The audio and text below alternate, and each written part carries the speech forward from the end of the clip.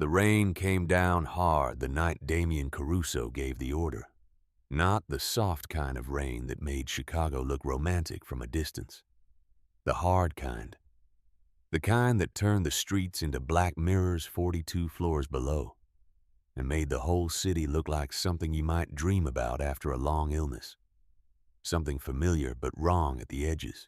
He stood at the floor-to-ceiling window of his penthouse with a glass of scotch in his right hand that he had not touched in 20 minutes. The ice had melted completely. He was watching the lights blur and bleed through the downpour, and he was thinking about his brother. Nathan Caruso had been 28 years old. He had kept a notebook in his jacket pocket at all times, a small brown leather one with a brass clasp, and he filled the margins of everything he touched with careful, precise handwriting that their mother had once said looked like a man who was afraid of being misunderstood. Nathan had been meticulous the way certain people are meticulous not from anxiety, but from a deep and genuine belief that details mattered, that the small things were where truth lived. 4 days ago, someone had cut his throat in an alley off South Wabash and left him in 6 inches of standing water between 2 dumpsters. Enzo Aldrade stood near the door with his hands clasped in front of him. He had been with Damian for 14 years, and he had learned in the first 6 months never to speak first when Damian stood at that window. The silence was not emptiness. It was pressure building towards something that had already been decided. The Voss compound, Damian said without turning around. How many still inside? Household staff. A few lower soldiers who did not know enough to run yet. Enzo paused. Callum Voss left 12 hours ago. Private airfield outside Milwaukee. A small jet filed a flight plan to Cancun and then went dark. Damian took a slow breath. The knuckles of his right hand whitened around the glass. The same week Nathan died, 3 of Damian's warehouses had been seized in coordinated FBI raids. 2 captains were in federal custody. $11 million in product was simply gone, dissolved into the machinery of a betrayal so complete and so precise that it could only have come from someone who understood the organization from the inside. Every thread led back to one name. 22 years of careful distance between the Caruso and Voss organizations, 2 decades of uneasy truce maintained like a wire stretched between buildings. And Callum Voss had cut it in the middle of the night and blamed the wind. Burn it, Damian said. Enzo did not hesitate. Done. And the girl. A beat of silence. She is at her apartment. University housing in Wicker Park. Graduate student, 24 years old. No prior involvement with. I know what she is, Damian said. He finally turned from the window. His face in the lamplight was angular and expressionless. Dark eyes carrying something cold and absolute that had nothing to do with anger, and everything to do with a decision already fully formed. There was no rage in him. Rage was for men who had not yet accepted what they were going to do. Damian had accepted it. Bring her in quietly. No marks, no rough handling. I want her frightened, not damaged. There is a difference. Enzo nodded once. Tonight, Damian said. Before dawn. He turned back to the window. The city kept burning below him in the rain. Elena Voss was still awake at 2:15 in the morning, which was the only reason she heard them on the stairs. She had been working at her desk, a narrow wooden table pushed against the east wall of her studio apartment, surrounded by open books and pages of handwritten notes about a 14th century Flemish triptych she was writing her thesis on. The lamp beside her was the only light in the room. Outside her single window, rain hammered the fire escape in irregular bursts that sounded almost like conversation, almost like something trying to get her attention. She heard the footsteps first. Heavy, too deliberate, multiple sets moving in practice coordination up the stairwell. Not like neighbors coming home late. Not like the shuffling, exhausted ascent of people at the end of their day. These steps had a rhythm that made something in the base of her spine go cold. Before her brain had finished forming the thought, Elena stood. She made it 3 steps toward the door before it came off the hinges. They were inside in under 4 seconds. 2 men in dark clothing, faces half covered, moving without shouting, without theater, with the terrible efficiency of people who had done this before and would do it again, and had long since stopped needing to think about it. She opened her mouth, and one of them had a hand over it before the sound came out. Her arms were pulled behind her back. Something plastic bit into her wrists. The world went dark beneath a heavy canvas hood. She kicked. She twisted. Her elbow connected with something solid, and the grip tightened. And someone said quietly close to her ear, "Stop. Nobody is going to hurt you right now. Stop fighting." The words were almost worse than silence. The right now landed somewhere in her chest and stayed there. She was carried down the back stairwell. She counted steps and turns. She heard a heavy door open into the wet roar of the rain outside. And then she was folded into the back seat of a vehicle, someone pressing her head down. A door closing and the smooth acceleration of a car pulling away from the curb. Elena sat in the dark of the hood and breathed. Her hands were shaking. Her whole body was shaking. But she forced herself to focus. The smell of the interior leather and something faintly chemical. The sound of the engine, the particular quality of it. She counted turns. She tracked time by counting her own heartbeats and dividing. They drove for a long time. She thought about her father. Callum Voss had kept 2 worlds from colliding her entire life. Private schools in Florence, undergraduate in Boston. Graduate school here in Chicago, always with instructions given quietly and without full explanation. Never take the same route twice. Never give your address to strangers. Never speak about the family name in public. She had asked him once when she was 17 what exactly it was that he did. He had looked at her with something that might have been grief and said, "Nothing that will ever touch you, Elena. I promise you that." The car stopped. A door opened. The rain was louder, closer. She was guided out and across what sounded like gravel. Then through a doorway where the acoustics changed completely. Something large and hollow and echoing, like standing inside the ribcage of something ancient. Like standing inside a cathedral. Which, as it turned out, was exactly where she was. When the hood came off, Elena blinked against the flickering of 100 candles arranged in iron stands throughout the space. The architecture was unmistakably ecclesiastical. Vaulted stone arches overhead. Pillars running the length of the nave. High windows that had been bricked over, except for narrow slits that admitted nothing but the sound of rain. The pews had been removed. In their place were tables, equipment, men positioned at intervals along the walls, with their arms at their sides and weapons visible. The whole space breathed with the low hum of an organization at work, and at the far end where an altar would have been, a man sat in a low chair, with his legs crossed and one hand resting loosely on the arm, watching her, the way you watch something you have already made a decision about. Damien Caruso was exactly what the whispers had always made him sound like, which was somehow worse than exaggeration. The suit was black.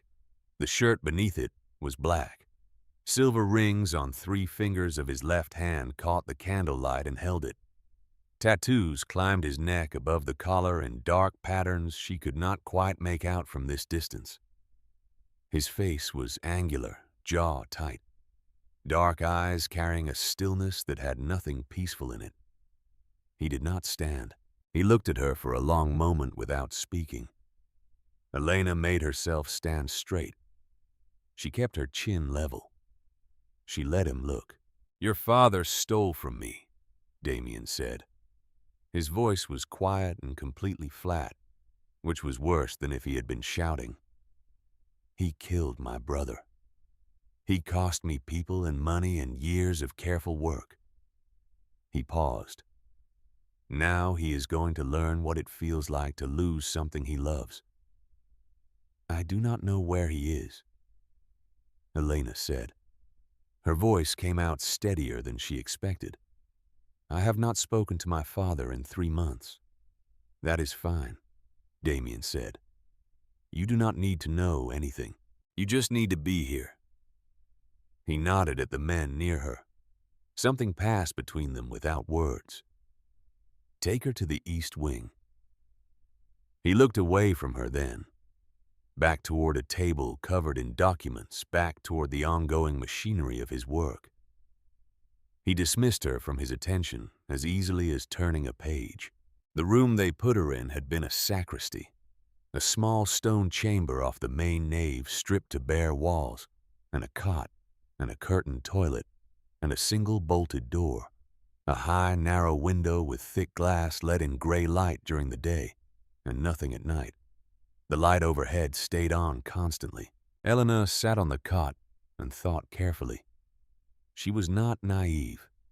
She understood exactly what she was. Leverage.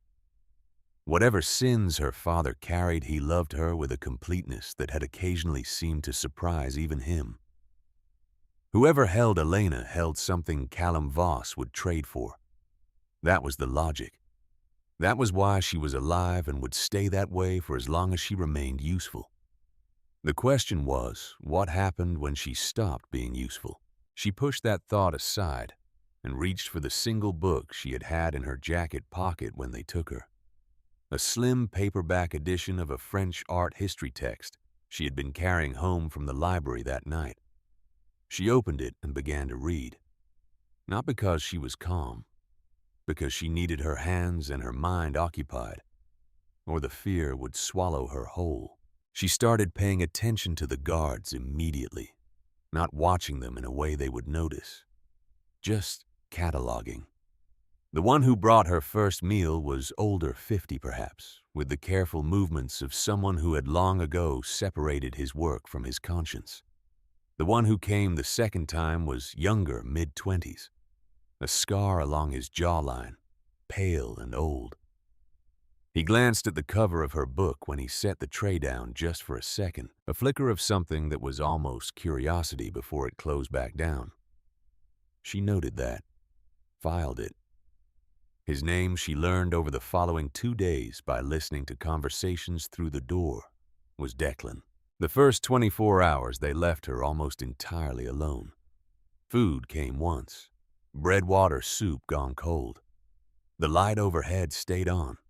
She learned to measure time by the thin strip of sky visible through the high window. The slow shift from black to gray to pale winter to white and back again.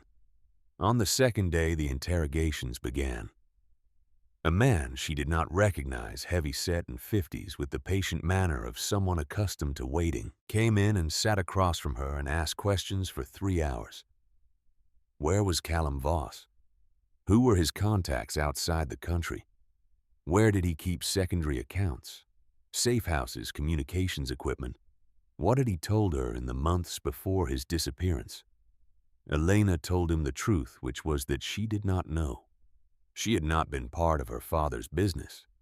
She had not known the extent of what he was. They spoke on Sundays.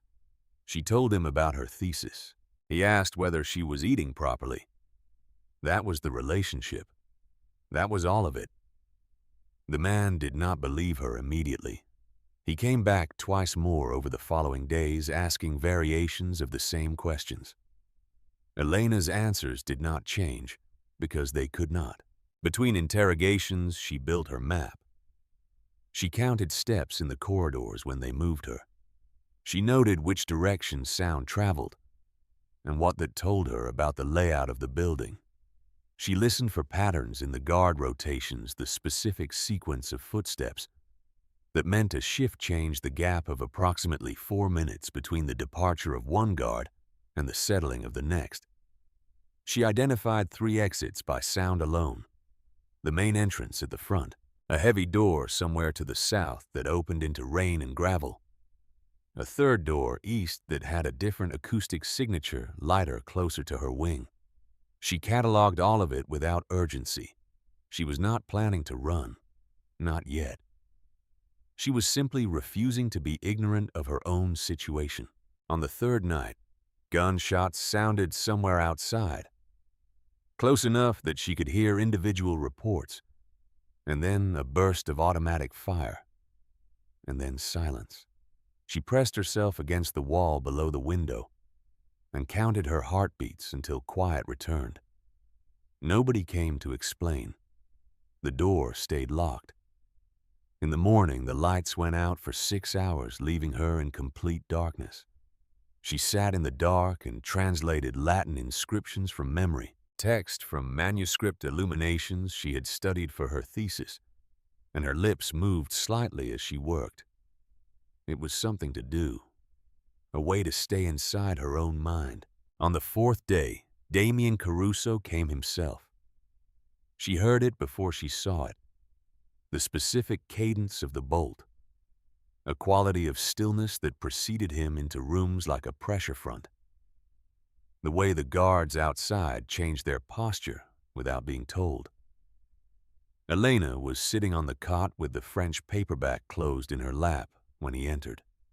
She kept her hands still. He looked at her from the doorway, then at the book. "What is it?" he said. "Art history." She held it up slightly. "Flemish manuscript illumination, 14th century." He said nothing to that. He walked in slowly, looked around the room as if checking it against some mental inventory, and stopped in the middle of the space. Up close, he was taller than she had gauged from across the nave. The silver rings caught the overhead light. Every muscle in him was held in deliberate arrangement. The stillness was not relaxation. It was control, the specific kind that costs something. "You have been cooperative with the questioning," he said.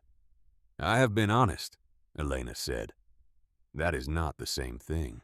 Something shifted almost imperceptibly in his expression. "You understand why you are here," he said. "I understand your logic," Elena said. "You want my father to surface. You believe he will trade himself for me." She paused. "He might. I do not know him as well as I thought I did." "That does not bother you," he said. The question surprised her. It sounded almost like genuine curiosity, like something that slipped through before he could decide whether to let it. "It terrifies me," she said, "and it makes me angry, and it makes me grieve something I thought I had and apparently did not." She looked at him directly. "You are not angry either," she said. "You are in pain. That is a different thing." The small stone room held the weight of that for a moment. Damien studied her face with an expression she could not fully read. His jaw tightened slightly. "You are not what I expected," he said. "What did you expect?" she said. He did not answer that. He looked at the book again, and then back at her face, and something in his expression moved beneath the surface and then closed again before she could read it. "The meals will be regular from now on," he said. 3 times a day. He turned toward the door. "Mr. Caruso." Her voice stopped him. He turned his head slightly. "Whatever you think my father did to you, whatever he actually did, I am not him. I know that does not matter to you right now, but I need you to hear it anyway." He stood in the doorway with his back half turned for a long moment. "It does not matter," he said. But he said it like a man trying to convince himself of something he was no longer entirely sure of. The next 6 days settled into what Elena could only describe as deliberate architecture. Meals came reliably as promised, though, without pattern in terms of what they contained. The interrogations tapered off. The heavy-set man came once more, asked the same questions, received the same answers, left. She got the impression someone had concluded she was genuinely ignorant of her father's operations, which she was. What replaced the interrogations was worse in a different way. The window sealed so no external sound came through. Her book taken for 3 days and then returned without explanation. The light overhead staying on through every night, so that she learned to sleep with her forearm across her eyes. The sound of a single gunshot in the courtyard outside at irregular intervals, sometimes at midnight, sometimes at 3 in the morning, so that she never fully descended into sleep, but only skimmed its surface. She understood it was deliberate, not neglect, design. She responded the way she had decided to respond. She translated manuscripts in her head. She cataloged every painting she had ever studied in complete detail, dimensions and medium and provenance and condition issues, and every scholarly debate about attribution she could remember. She paced the dimensions of the room and calculated its volume. She did push-ups and lunges in the small, clear space beside the cot until her legs gave out. She had brief, careful conversations with Declan when he brought her meals. Nothing demanding. Nothing that would put him in a difficult position. Just small human exchanges that she needed as much as she needed the food. Once she asked him what he was reading. He looked at the door, then quietly nothing good. She said, "The light in here is always on anyway." He almost smiled. Not quite, but almost. She felt the pressure of what they were trying to do. She felt it the way you feel a structural shift in something under load. Not failure yet, but the early recognition of it. The signs before the signs. She did not break, but she felt it approaching. It was on the 8th day that Damien came back. He came without announcement. No preparatory stillness, no sound of guards adjusting. Just the door. And then him standing inside the room looking at her with the same unreadable composure. Elena was sitting cross-legged on the cot with the paperback open. She looked up and waited. "Your father made contact," he said. She felt her chest constrict. "Is he alive?" "Yes." Damien looked at the far wall briefly. "He is not willing to surrender himself. He is offering money and information. He says he has documentation about..." He stopped. "It is complicated." "What is he saying about me?" Elena said. Damien's jaw worked once. "He said to tell you he is sorry." Elena looked down at the book. The words blurred slightly. She blinked until they did not. "He is not coming," she said. Not a question. Damien did not answer, which was its own answer. She nodded slowly. "So what happens now?" "Now I decide," he said.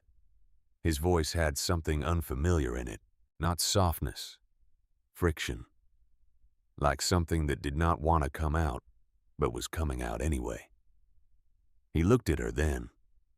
Really looked at her. Not the measuring look of a man calculating the value of a tool. Something that lasted too long and held too much and told her things about him that she was not certain he intended to reveal. She filed that too. The next 3 days were the worst. The pressure bore down harder than before. The irregular gunshots outside came every night now. Her book was taken again. Declan stopped meeting her eyes when he brought meals as if someone had specifically instructed him otherwise. The temperature in the room dropped at night, and there was only the single thin blanket on the cot. Elena recited paintings in the dark. Rogier van der Weyden, The Descent from the Cross. Oil on panel, 220 by 262 centimeters. The colors that should not work together but do, because grief does not follow the rules of composition. She had spent 11 months writing about that painting before all of this. Before the door came off its hinges, she thought about how much of her real life had been conducted in ignorance of another life running parallel to it. The private schools in Florence were not just good education. The instructions about her address were not just her father's version of caution. She had lived in a protected circle without understanding what the circle was protecting her from, or what it was that made protection necessary. She thought about that for a long time. The anger of it, the grief of it, the way love and deception can be so completely intertwined that you cannot separate one from the other without destroying both. On the 11th night, she could not sleep. She lay on the cot with her forearm over her eyes and listened to the compound sounds and counted her own breathing and thought about the French paperback with its broken spine sitting beside her. She had been here 11 days. She was still herself. She had not let them take that. The digital clock on the shelf read 2:07 when the first explosion shook the walls. Elena came off the cot, instantly feet on the stone floor, and the world dissolved into noise. Sustained gunfire from multiple directions. Shouting somewhere in the building. A second explosion closer than the first that rattled dust from the vaulted ceiling and made the overhead light flicker. She backed against the far wall and pulled the cot on its side in front of her. Useless. But something. The gunfire moved. She tracked it by sounds spreading through the building, coming closer, retreating. A sustained fight between two groups in an enclosed space, nothing organized about it. Nothing that suggested either side had anticipated the full shape of what they were walking into. Someone had sold the location of this compound. Someone inside had done that. She did not know that yet. She only knew the sound of it. And then she heard something that made every instinct she possessed pull in opposite directions. A voice. Damien's voice. Close. Low. Ragged with something that was not his usual register at all. In Italian barely audible through the door, Enzo. Enzo, cover east. And then stopping. And then quieter in English, just 2 words, damn. Then she heard him slide down the wall outside her door. She heard his breathing labored wet at the edges, and the specific sound of a man pressing something against a wound, and understanding in his body what he was not ready to know in his mind. Elena looked at the locked door. He had taken her from her home. He had orchestrated 11 days of deliberate psychological pressure designed to erode her. He had used her as a weapon against her father, without a single moment of hesitation. And he was bleeding to death 12 inches from the door. She did not think about it for very long. She grabbed the iron base of the standing lamp in the corner and swung it against the door with everything she had. Damien. She hit the door again. Damien, get up. There are more of them coming. A silence that lasted long enough to be frightening. Then the bolt scraped. The door opened. Damien Caruso stood in the doorway with one hand pressed against a wound in his left shoulder, and blood saturating his shirt from collar to waist. His face was the color of ash and sheened with sweat. The composure was entirely gone. Nothing left but the raw and wrecked face of a man operating on pain and refusal, and the particular stubbornness of someone who has decided not yet, and means it. He looked at her. He looked at the lamp iron in her hands. He looked at her face. Move, he said. His voice had nothing left in it but function. Elena moved. She put herself under his uninjured arm and took his weight, and they went together down the stone corridor, her shoulder under his hand still pressed to the wound, while gunfire cracked somewhere behind them and moved closer. She steered him through a passage she had not known existed, a false section of paneling in the east corridor that opened into the old vesting room behind the altar space. She pressed him down behind the long stone altar table, and he went down without resisting, which told her everything she needed to know about how badly he was hurt. She tore the inner lining of her jacket with both hands and pressed it against his shoulder. He made a sound through his teeth that he was clearly trying not to make. She leaned her weight into it. "Do not stop talking to me," she said. "What is your blood type?" "A positive," he said. His voice was very far away. "Stay with me," she said. "Damien, stay with me." His head dropped back against the stone. His eyes stayed open, watching the ceiling. In the candlelight bleeding under the door from the nave, everything chaotic and burning out there, she could see his face stripped of every layer he maintained. The performance of authority, the weight of the name, the particular gravity of a man who had built his life around the idea that his composure was the most dangerous thing in any room. All of it gone. Just a man, just a badly wounded man bleeding in a dark room. She kept pressure on the wound and she watched his face, and she did not look away.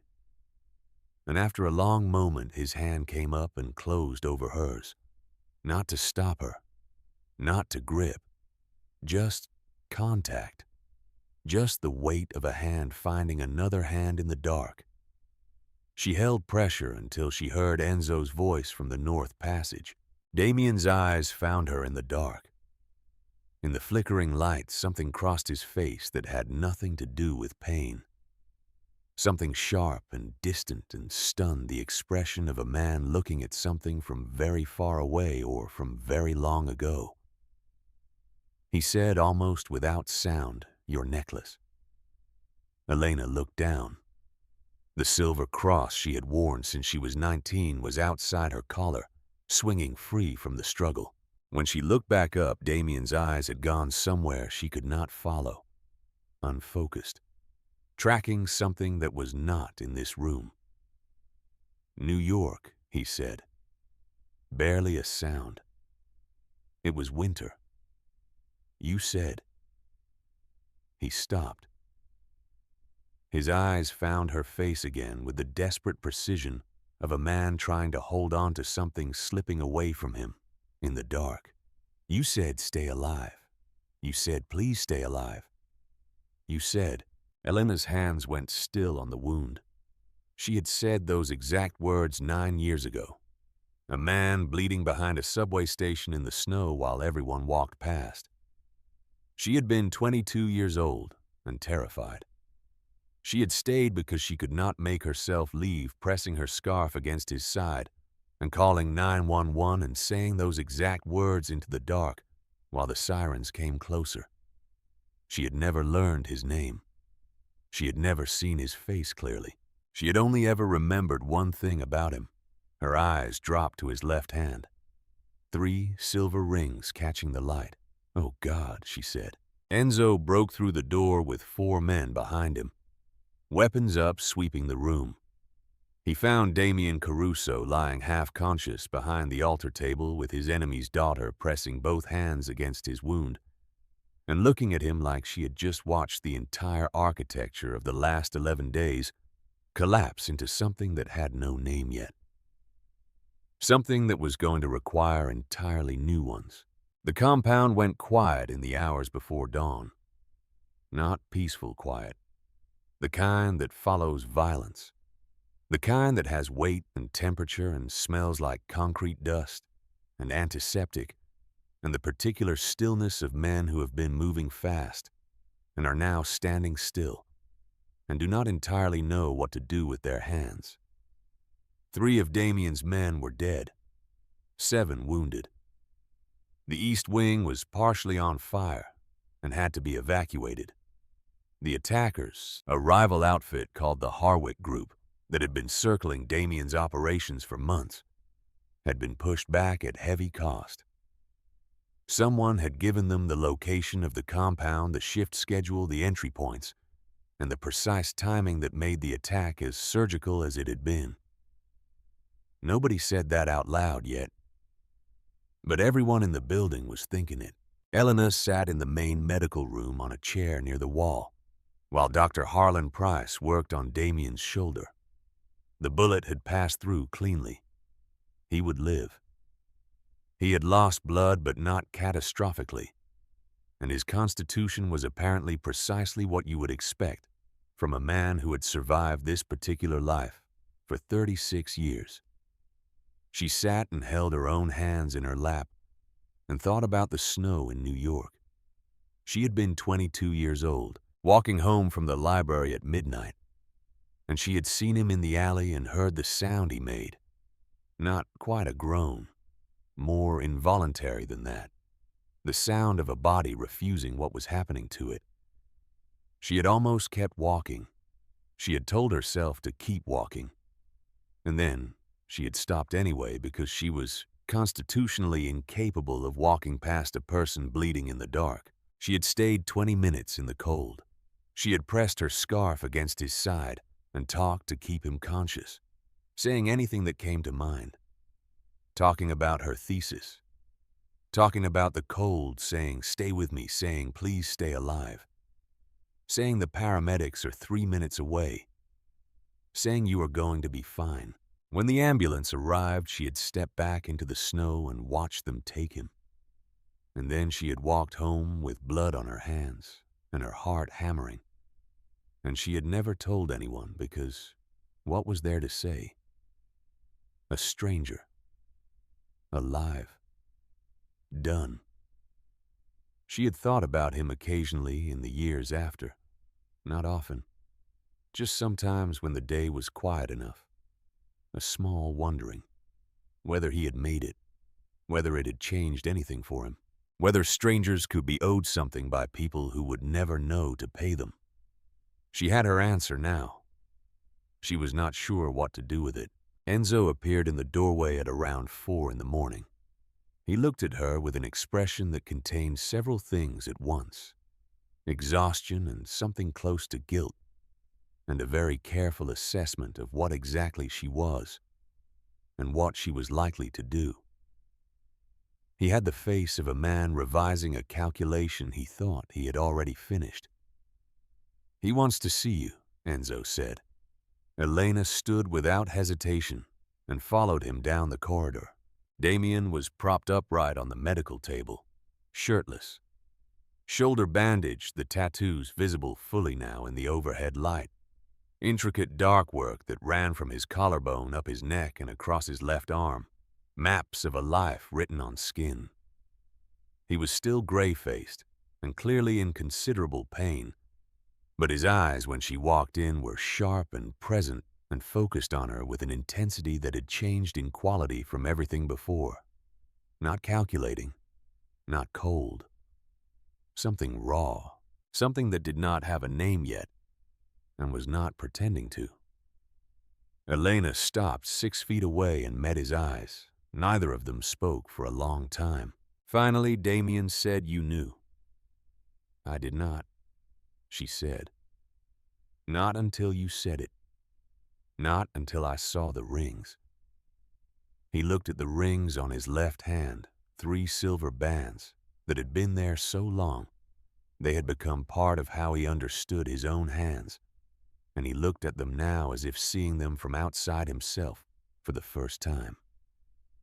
"I was 23, he said quietly. "I had been knifed in a fight behind the 4th Street station. Everyone walked past." He paused. "You stayed?" "Yes. You could have left. You did not know who I was. I did not care who you were." She held his gaze without flinching. "You were bleeding." That was enough. The compound was beginning its quiet reorganization around them. Men moving in low voices through the corridors, someone hammering somewhere in the damaged East Wing.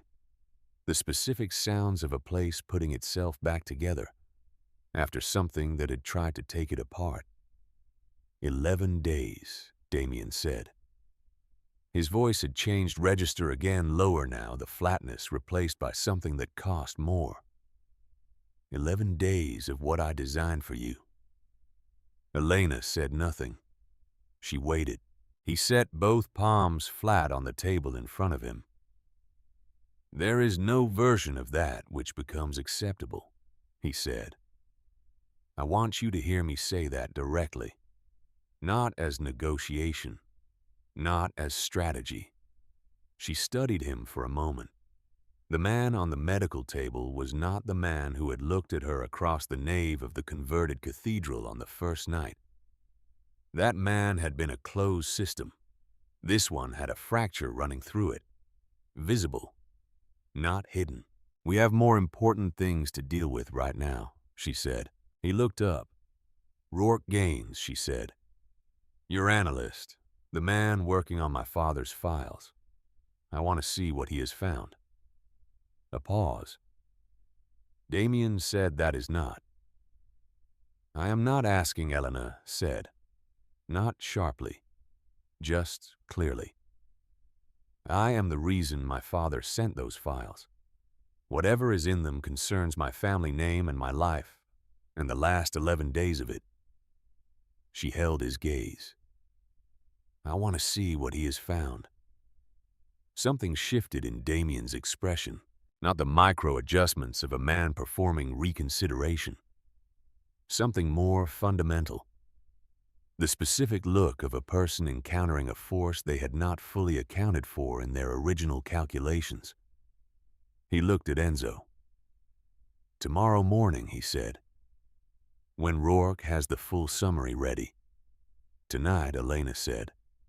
Another pause. Tonight, Damien said. The intelligence room was deep in the lower level of the compound. Stone walls and a long table covered in laptops and printed documents, and the specific organized disorder of someone who had been working without sleep for an extended period. Fluorescent lighting that had no interest in being kind to anyone's complexion. The room smelled like coffee and printer ink, and the particular staleness of recycled air kept moving by machines. Rourke Gaines was 53 years old, built like a man who had spent the first half of his life doing physical work, and the second half doing intellectual work with reading glasses pushed up on his forehead and ink stains on 3 fingers of his right hand. He spread 6 documents in a line across the table when they came in. Sit down, he said to both of them. Damien said, Tell me.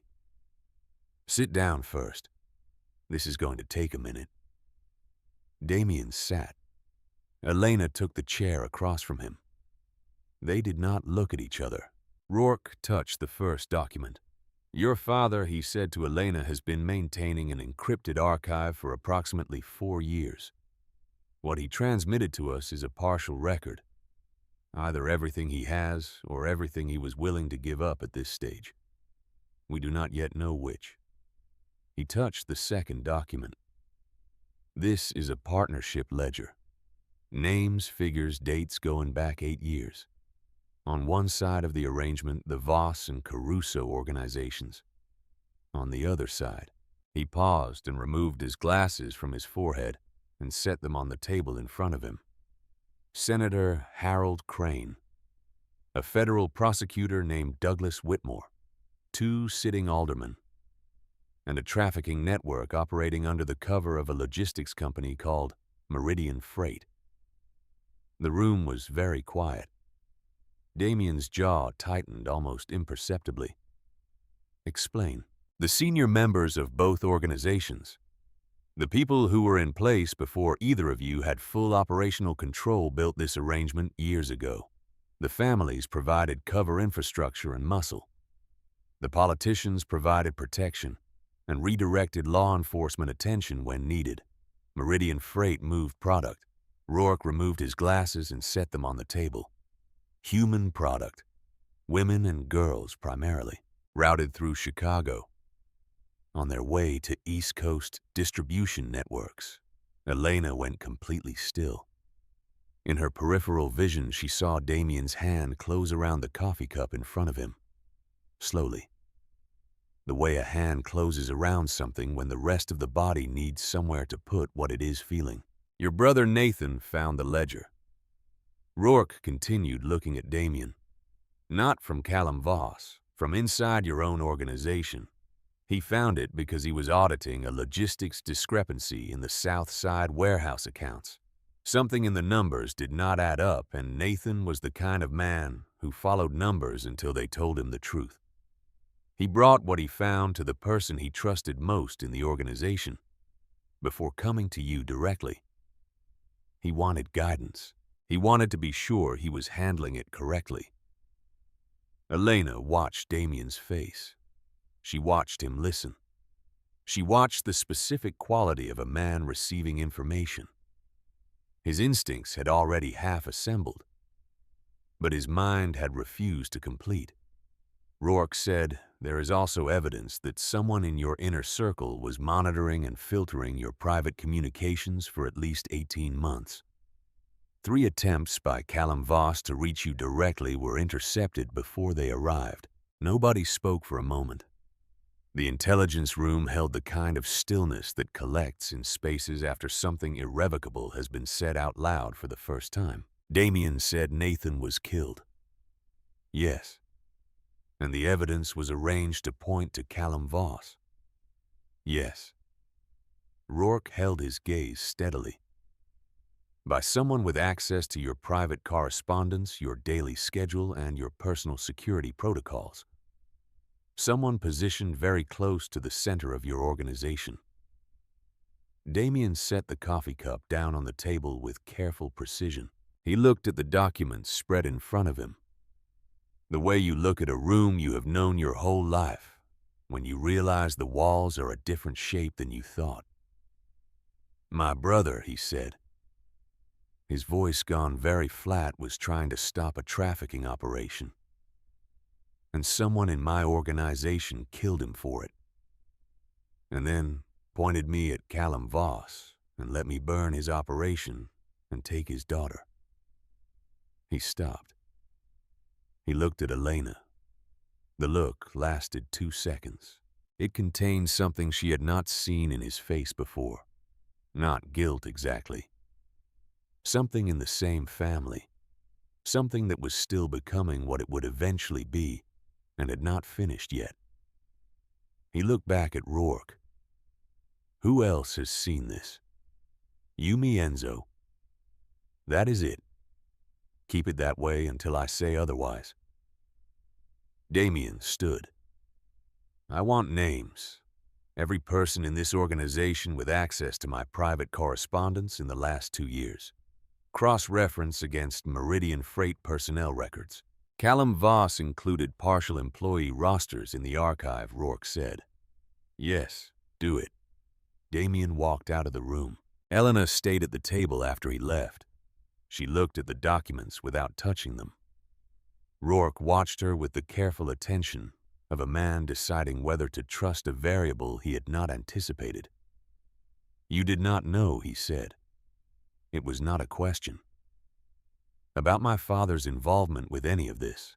She looked up. "About the trafficking." She stopped.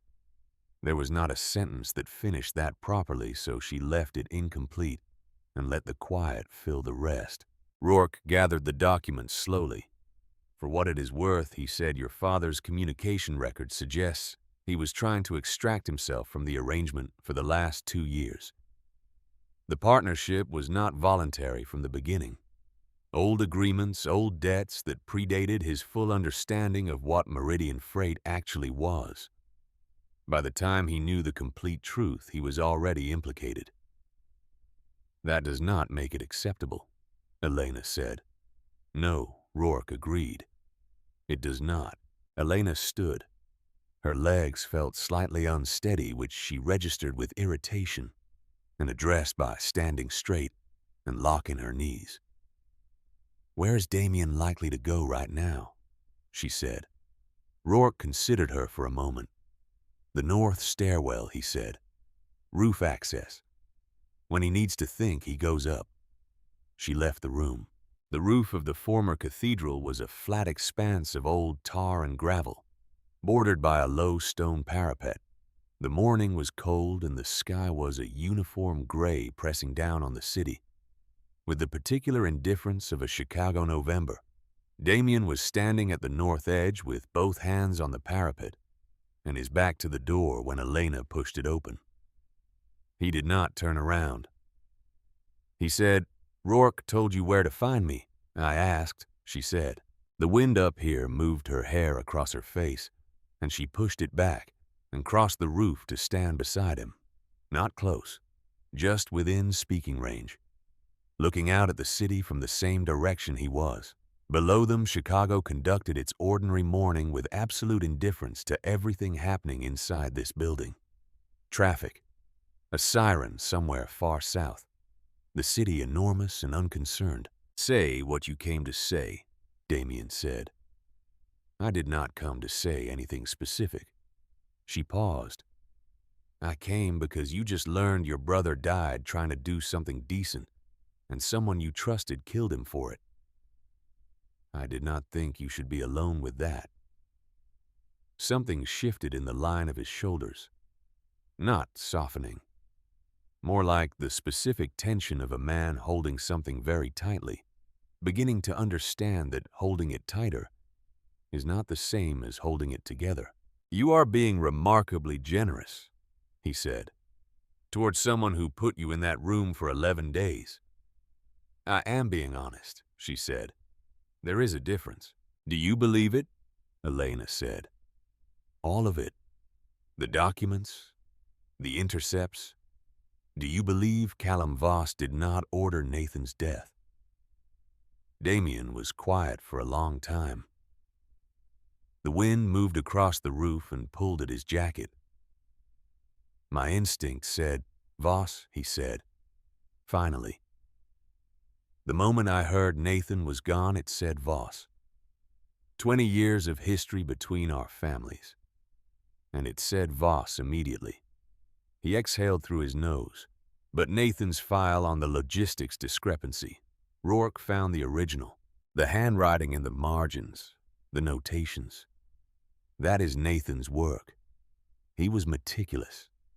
He was the most careful person I have ever known. He found something real. And someone killed him before he could bring it to me." "Someone who knew he was coming to you," Elena said. "Yes. Who knew your brother's movements well enough to intercept them." Damien's hands tightened on the parapet. The silver rings pressed against the stone. Yes, Elena let that sit for a moment. She understood that some understandings have to be arrived at rather than delivered. "Damien," she said. He turned his head at the sound of his name in her mouth. She had used it twice now. Once in the dark when he was bleeding on the sacristy floor. Once just now. And each time it seemed to land differently than he expected it to, like something familiar, being said in a room where he had never heard it before. "This person is still inside your organization," she said. "I know. Which means every move you make to investigate, they will know. I know that too. Then what are you going to do?" He looked at her for a long moment. The cold air was in his face, and the composure was not fully back yet. And she could still see the fracture, the thing that the last 48 hours had opened up, and that would take longer than a day to close. "I am going to find them," he said. "And I am going to take apart everything connected to Meridian Freight. The politicians, the prosecutor, the network, all of it." He paused. "And I'm going to need documentation that I can place in front of someone with federal authority. Because I cannot go to war against sitting senators on my word alone. You would go to the FBI. I would go to the right part of the FBI. Whitmore is compromised. There are others. That would expose your own organization completely." She said, "Yes. It would end what you have built here." "Yes." She held his gaze. "Is that what you want?" Damien looked back out at the city.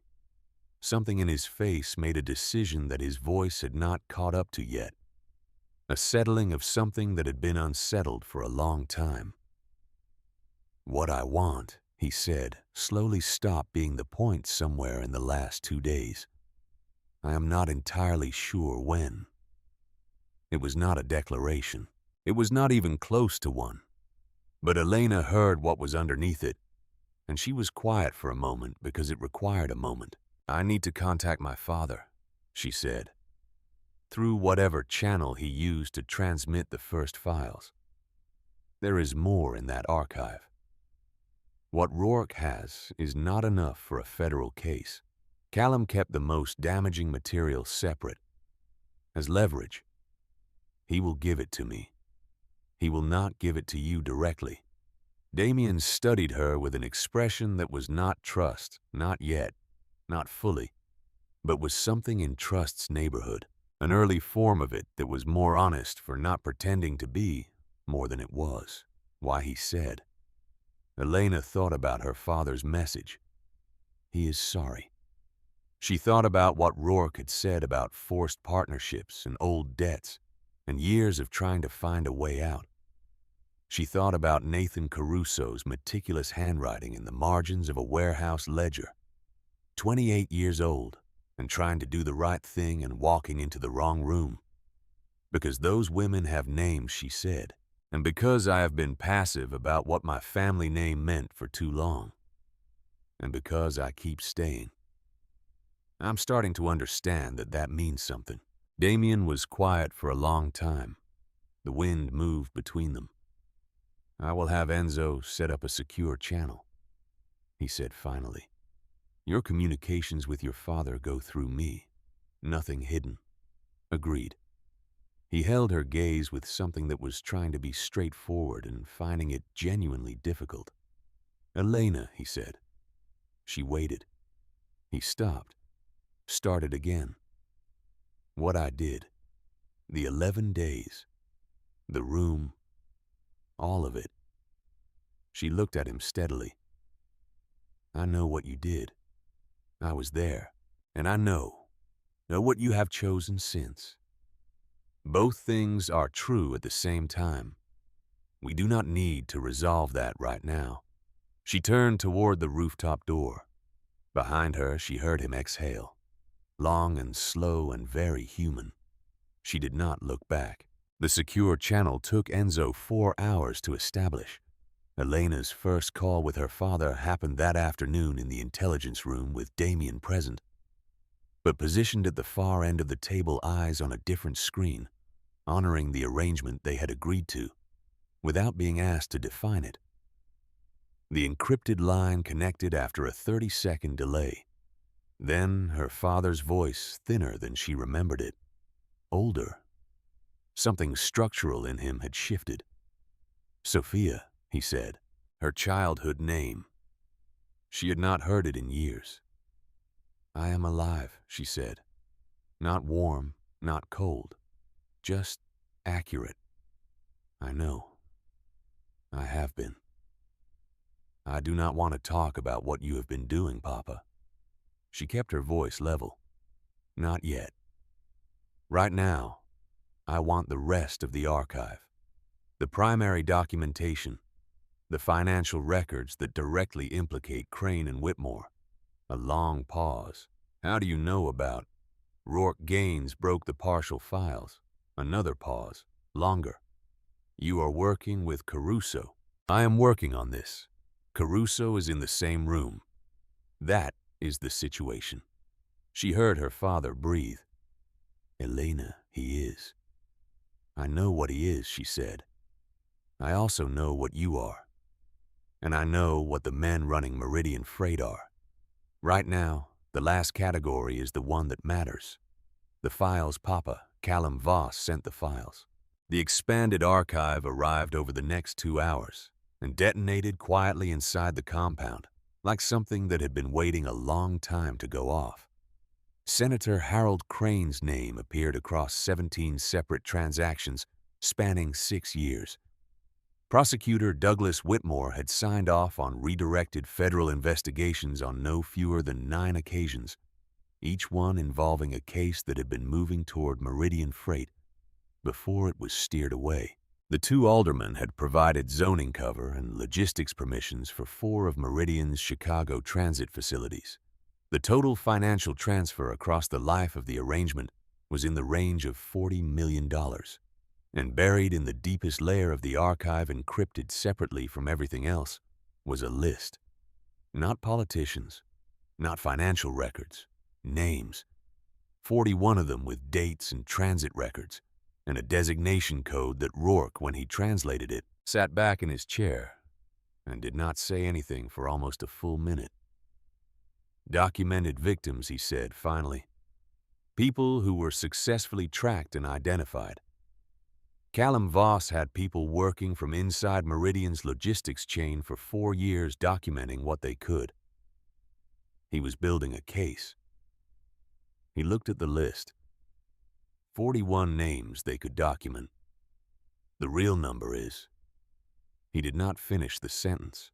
Damien stood with his back against the wall, and his arms crossed and his face doing something that he was not controlling the way he usually controlled it. Elena watched him absorb this from across the room and said nothing because nothing was the right thing to say.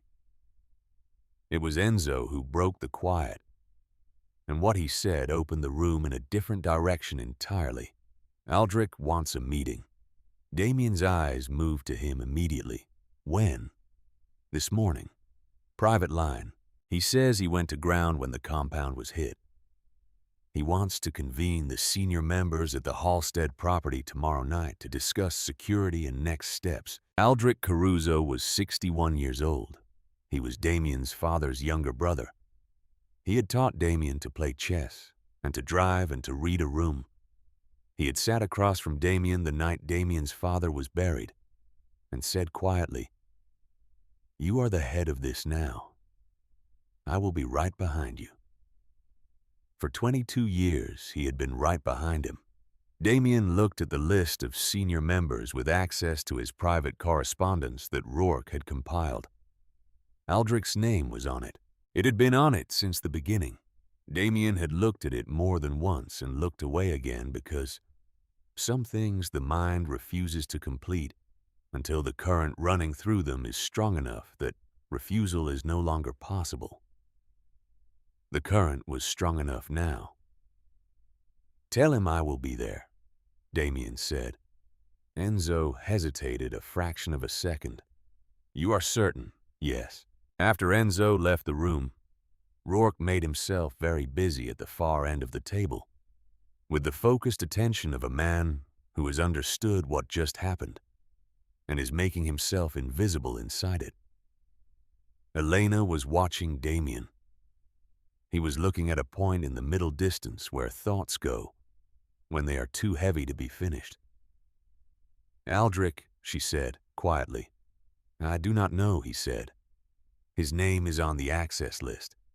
Half the senior organization is on the list." His voice came out harder than he had aimed for. He caught it and recalibrated. "Proximity to me is not evidence." "No," Elena said. "It is not." She paused. "But you already believe it is him." Damien's jaw tightened. He said nothing. "I am not asking you to say it out loud," she said. "I am asking you to be careful. If it is him, he knows the attack on this compound failed. He knows you survived. He will already be planning his next move with that information. Which is why I am going to the meeting. Which is why going to the meeting might be exactly what he wants." Damien looked at her. Not with anger. With the specific friction of a man who knows someone is right and has not yet finished deciding what to do with that knowledge. "What would you do?" he said. Not rhetorical. Actually asking. Elena considered it seriously. "I would send someone you trust completely," she said. "Someone outside the senior circle. Have them at the Halstead property before anyone else arrives. Verify who is already there and why. and I would go anyway because you have to. But I would know the shape of what I was walking into before I walked into it." He looked at her for a long moment. "You have never been inside this world," he said. "How do you think this way?" "I grew up watching my father from the outside of it," she said. "You see the mechanics more clearly when you are not embedded in them." Damien held her gaze for 3 seconds. Then he said, "Enzo." Enzo reappeared in the doorway immediately. "Get me Caruso, not through the main channels. Personal line only. Tell him I need eyes on Halstead by tonight." Enzo was already moving. The next 20 hours carried a particular quality that Elena recognized from her thesis research. The hours that precede a structural change in something. The hours before the conservator lifts the first layer and finds out how deep the damage actually goes. She worked alongside Rourke through the afternoon and into the evening, building a documentation package that could be used by someone with federal authority. She had no legal training, but she had a researcher's instincts and a thesis writer's understanding of how to build an argument from primary sources. Rourke had the criminal intelligence context she lacked. Together, they produced something cleaner and more usable than either of them could have managed alone. Damien moved through the compound in a different register than before, quieter, more contained. He came into the intelligence room twice, once to review the documentation, and once to listen to the preliminary report from the Halstead property, which confirmed that 2 of Aldrich's men were already on site and had been there since the previous night. He listened to the report without expression. Then he left the room without speaking. Elena found him at 11 that night, sitting on the floor of the corridor outside the intelligence room, back against the wall, knees up, a glass of scotch in his hand that he had barely touched. His jacket was off. The top buttons of his shirt were open. His shoulder was clearly hurting him the way he held himself angled slightly to protect it. He looked up when she appeared. He did not say anything. Elena sat down on the floor across from him. The corridor was empty and the compound was quiet, and it was the right thing. "He used to take me fishing," Damien said after a while. His voice was very low. "Aldrich. Every summer when I was a boy, before everything changed, there was a lake about 40 miles outside the city. He would wake me up at 4 in the morning and we would drive out there in his truck, and he would teach me to be patient." A short sound that was not quite a laugh. Of all things, patience. Elena said nothing. She let it have the room it needed. "He sat across from me the night my father was buried." Damien continued, "Looked me in the eye and told me the family name meant something, that Nathan and I were everything." He stopped. His jaw tightened. He was already inside it by then. He was already in the arrangement. Everything he said that night was constructed on top of that. "You do not know that for certain yet," Elena said, carefully. "I know enough." She looked at him, at the tattooed hands and the barely touched scotch and the open shirt and the grief sitting in his face, that the composure usually buried so completely you could not see it existed. It existed. It was right there in the corridor at 11 at night, with the building quiet around them. "If it is him," she said, "when you know for certain, what will you do?" The question sat in the air between them. He looked at the glass in his hand. "What I have to do," he said, "that is not an answer. It is the only answer I have tonight." Elena studied him. The man who stood on the roof this morning and said dismantling all of this was the right thing. He was telling the truth then. She was certain of it. "Then, what you have to do," she said, "carefully might not be what you have always done." He looked at her with an expression that was caught between resistance and recognition. A man being told something his body already knows and his history has not yet accepted. That is a significant adjustment, he said. Yes, she said. It is. He looked at the floor for a long time. Then he said, "Stay for the Halstead meeting. I want you in the building." Why? Because you see the shape from outside. He looked up at her. And because I think more clearly when you are in the room. I do not entirely understand that yet, and I am not certain I welcome it. But it is true. Elena held his gaze. Something moved in her chest that she noted and set carefully aside for later. "All right," she said. "I will be there."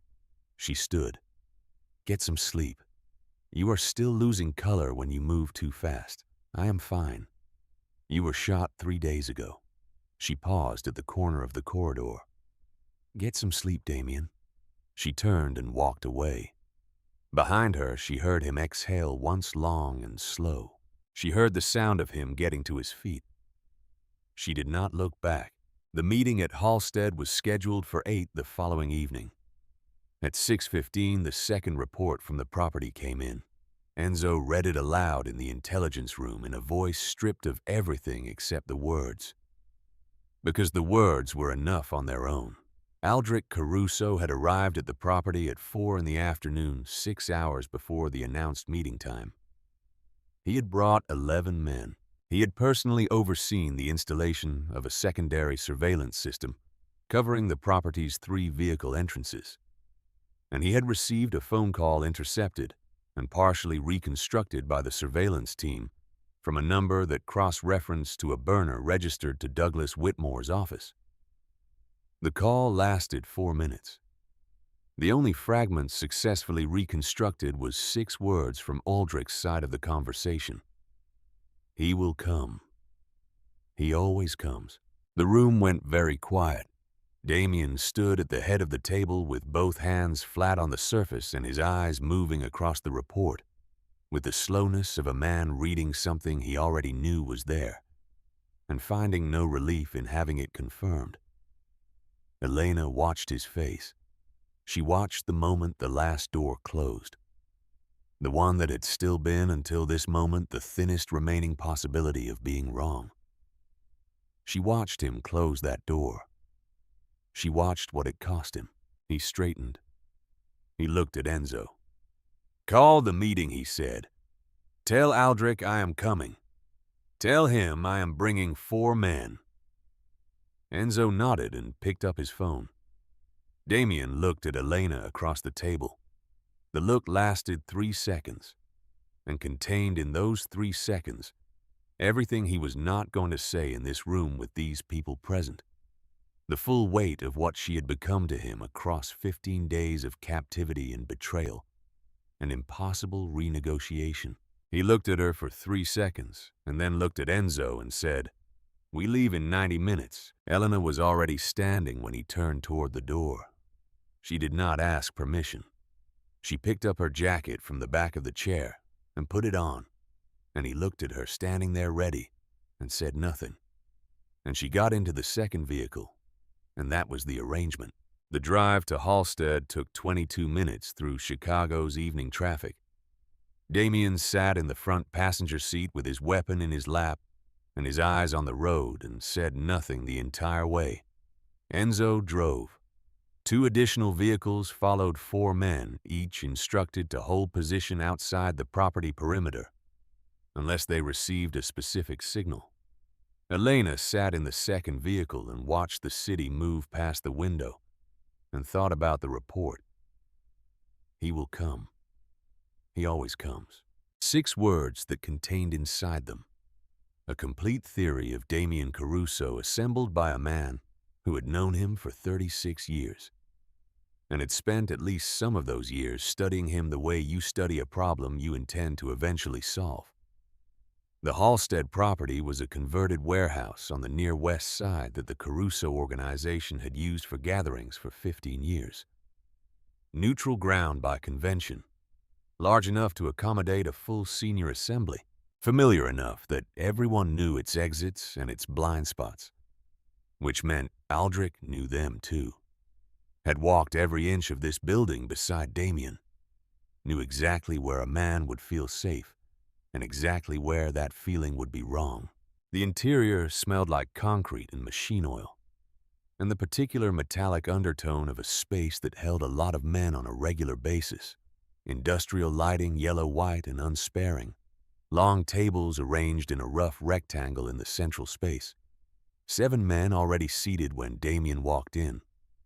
And Aldrich Caruso at the far end standing with a glass of red wine and the specific quality of a man performing ease. 61 years old and wearing the practiced ease of a man who had spent 4 decades learning which rooms to enter and exactly how. He had Damien's father's eyes, dark and direct, and he was using them now with the warmth of reunion arms spreading slightly as Damien crossed the floor. Luca, he said, the childhood diminutive, deployed with the precision of a man who understood exactly what it cost and what it bought. Damien stopped 8 feet from him. He did not take the offered hand. Aldrich's expression shifted, not collapsed, recalibrated, the smile staying but the warmth behind it, making a micro-adjustment that only someone who had studied his face for decades would catch. "You look terrible," Aldrich said. "Sit down. Tell me about the attack. We have all been trying to reach you." "Who told the Harwick group about the cathedral compound?" Damien said. The room went quiet in the specific way rooms go quiet when something that was running beneath the surface comes above it suddenly and completely. Aldrich looked at him. His expression did something careful. "What are you asking me?" "I am asking who gave them the location, the personnel count, and the timing of the shift change," Damien said. His voice had no elevation in it, flat as winter road, because that is what they had. They came in with that level of precision. Someone gave them the blueprint. Damien Aldrich's voice dropped into something avuncular and concerned. "You have been through an attack. You have been shot. You have been receiving documents from a man who has every reason to want this organization fractured from within while he runs. You cannot trust anything Callum Voss sends you." 41 names, Damien said. Documented victims. 4 years of evidence. Senator Crane. Prosecutor Whitmore. Meridian Freight. He watched Aldrich's face while he said each name. Watched the specific stillness that replaced the performance of surprise. The way a man's face goes when it stops generating responses and starts managing exposure. "Nathan found the ledger," Damien said, "and he came to you." The room went absolutely still. "He came to you," Damien said again, because he did not know who else to trust inside the organization. Because you were the one he had trusted his entire life. The flatness in his voice had developed an edge that was not volume, just density. The weight of something said by someone who has finished grieving and is now only left with the fact. "And you killed him." Aldrich set his wineglass down. The men seated around the table had gone very still. Some of them genuinely blindsided, absorbing in real time what they were hearing. Others, 3 of them, Damien had already noted their positions, watching Aldrich specifically, waiting to see which way this broke so they could move accordingly. Nathan was going to destroy everything Aldrich said. The words came out without preamble and without performance. Just fact offered with the practicality of a man explaining something he considers self-evident. He was 28 years old and he thought he understood what this organization required. What you have to do to maintain power in this city for 20 years. He found one piece of one arrangement, and he was ready to burn all of it to the ground because it troubled his conscience. He was trying to stop a trafficking operation, Damien said. He was going to hand us to the federal government. He was your nephew. He was a liability, Aldrich said. The same tone you used to describe weather. I did what the organization required. what your father would have done." The last sentence landed like something thrown hard across the room. Damien felt it hit somewhere in the center of his chest and detonate quietly. He stood with the detonation happening inside him and his face showing nothing, because if it showed anything, he would lose what came next, and he could not lose what came next. "My father," he said, "would not have touched Nathan." "Your father," Aldrich said. And now something had shifted in his voice, a thin current of something that had been held under pressure for a very long time. Was sentimental. It was his greatest weakness. "It is yours." He looked at Damien with those dark, familiar eyes, and in them now was something that had apparently always been there, and had simply been covered by 40 years of practiced proximity. "You are exactly like him, brilliant and unable to make the necessary choice when it involves someone you love." He paused. "And the girl." One of the seated men, Sal Bruno, financial controller, one of the three complicit ones, said it quietly. "Bringing her here, working with Voss's daughter, sharing intelligence with her." He shook his head slightly. "Aldrich told me you would do it," Sal said. "I did not believe him until now." Damien looked at Sal, then back at Aldrich. "You have been building toward replacing me. I have been building toward keeping this organization alive," Aldrich said, "by removing obstacles, by making the choices you were constitutionally incapable of making. By killing your own nephew," Damien said, "and handing women and girls to Meridian Freight." For the first time, something flickered in Aldrich's face. Not guilt. Something more pragmatic.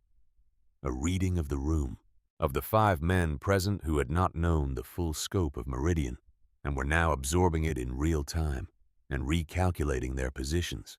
Aldrich had overestimated how much that information could be managed in a room full of men whose survival instincts were finely calibrated. He had made a mistake. Damien saw him realize it half a second before Aldrich moved. "Take him," Aldrich said. It happened fast and wrong. The 3 complicit men came up from the table, and Damien's 2 men inside reached for their weapons, and someone fired. And the warehouse became everything. A contained space becomes when violence starts inside it. Close, brutal, tangled, bodies colliding among the tables. Not enough room for anyone to establish distance. Damien moved toward Aldrich, and something connected with the side of his head. Sal Bruno, with a pistol grip, swung hard, and the room tilted sharply left. And Damien went down to one knee on the concrete vision, fracturing the wound in his shoulder, sending a fresh cascade of white pain through his entire right side. He heard the breach signal from outside. 2 fast shots. Enzo coming through. He got his feet back under him. Aldrich was gone. The north corridor door was swinging closed, the one that led to the loading dock and the rear vehicle exit that Damien himself had identified years ago as the best emergency egress from this property. Damien went after him. The corridor was long and badly lit, and his head was not entirely right. One hand on the wall as he moved, shoulder screaming the sound of the fight behind him, fading as he pushed deeper into the building. He came through the loading dock door, and the cold night air hit him like something that had been waiting to correct him. Aldrich was 30 feet away, reaching for the door handle of a black SUV whose engine was already running. "Aldrich." His uncle stopped, turned. In the yellow flood of the exterior light, they looked at each other. Across 30 feet of oil-stained concrete, the man who had raised him after his father died, and the man who had ordered Nathan's throat opened in an alley off South Wabash, and framed another family for it, and used the resulting war as cover for years of organizational positioning. Aldrich looked at him with those eyes. "You are not going to shoot me," he said. His voice was calm. Damien had his weapon raised, His hand was steady despite the shoulder, despite the blow, despite the world still oscillating at its edges. "You are not," Aldrich said again, "because I raised you. Because somewhere under everything you have become, you are still the boy who cried at that lake when his first fish died and threw it back, hoping the water would fix it." His voice was not cruel. That was the terrible part of it.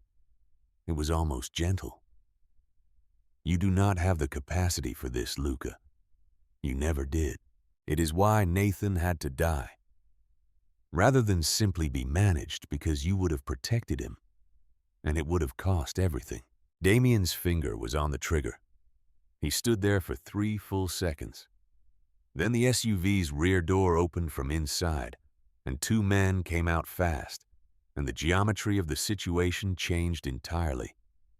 And Damien dove behind the concrete barrier as the first shots came, and when he came back up, Aldrich's vehicle was already through the exit gate and gone into the Chicago night. He sat on the loading dock concrete for 90 seconds. His head was clearing. The shoulder was a serious ongoing problem. He ran an inventory. Nothing else broken. A graze along his left forearm he had not felt happened now, registering as a thin line of fire. Enzo appeared at the loading dock door with 2 men. Sal Bruno Damien said, "Detained. 2 of the others are down." Enzo paused. Aldrich got out. Yes, he had a vehicle waiting. The men who did not know about Meridian. Ferretti, Bianchi, the others. Where are they? Inside. Shaken. Waiting. They are not complicit. I watched their faces when Meridian came up. Damien touched the side of his head where Sal had hit him, and his fingers came away with a thin smear of blood. "Nobody leaves the property. I need to talk to them." Enzo's voice changed quality. "There is a problem." Damien went still. "What?" Enzo did not answer immediately, and the pause was its own kind of answer. "What, Enzo?" "The compound," Enzo said. 20 minutes ago. Aldrich's people. A separate team already positioned. They came in through the west access while we were here." He met Damien's eyes. They took Elena. The drive back took 8 minutes, because Enzo drove it in 8 minutes. And Damien sat in the passenger seat with his weapon in his hand, and his mind doing what it did under extreme pressure, going very cold and very precise, stripping everything that was not immediately functional. Aldrich had split the operation. The Halstead meeting was half of it. Draw Damien out, scatter, or eliminate the inner circle confirmed the shape of the loyalty problem. The other half was the compound. 2 objectives prosecuted simultaneously. He had anticipated that Damien might survive the meeting or had calculated that it did not matter either way. Because the second objective was Elena. Damien understood with the specific cold clarity of a completed calculation what Elena represented to Aldrich now. She was no longer leverage against Callum Voss. She was leverage against Damien himself. And Aldrich, who had watched Damien for 36 years and had been watching him specifically for the last 2 weeks, had seen exactly what she had become. The compound was controlled damage when they arrived. West Wing breached 2 guards down the intelligence room ransacked.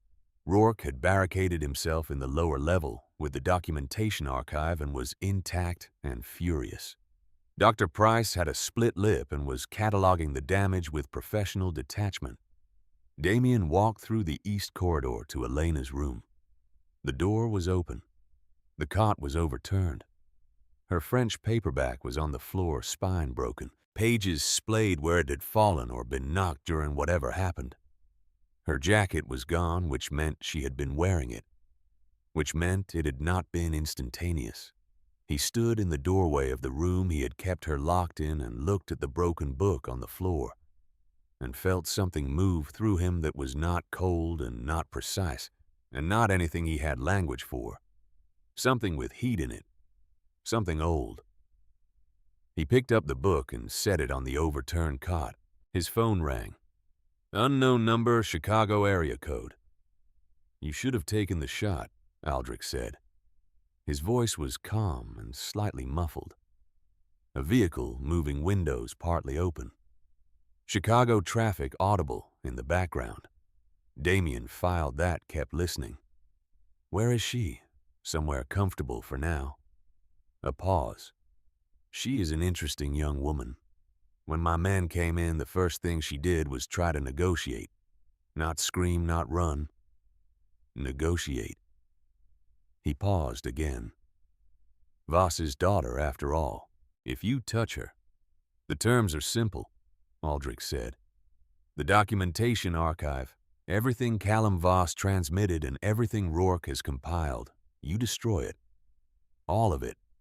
Copies, backups, everything. You stand down from any federal contact. You step back from day-to-day operations and allow a restructured leadership to take over. A pause. You do that and the girl goes home unharmed. You have 6 hours. Aldrich ended the call. Earlier that evening, before Aldrich's team arrived at the compound, Elena had used the unsecured landline in the East Corridor, the one the guards had never bothered to restrict, because nobody considered her a threat. She had memorized the FBI Chicago field office number from the documents spread across Rourke's table that afternoon. She had 3 minutes before the next guard rotation. She used all 3 of them. Damien stood in the middle of the compound's main space and looked at the men around him. Enzo closest, Rourke emerging from the lower level with his reading glasses still on his forehead, processing rapidly.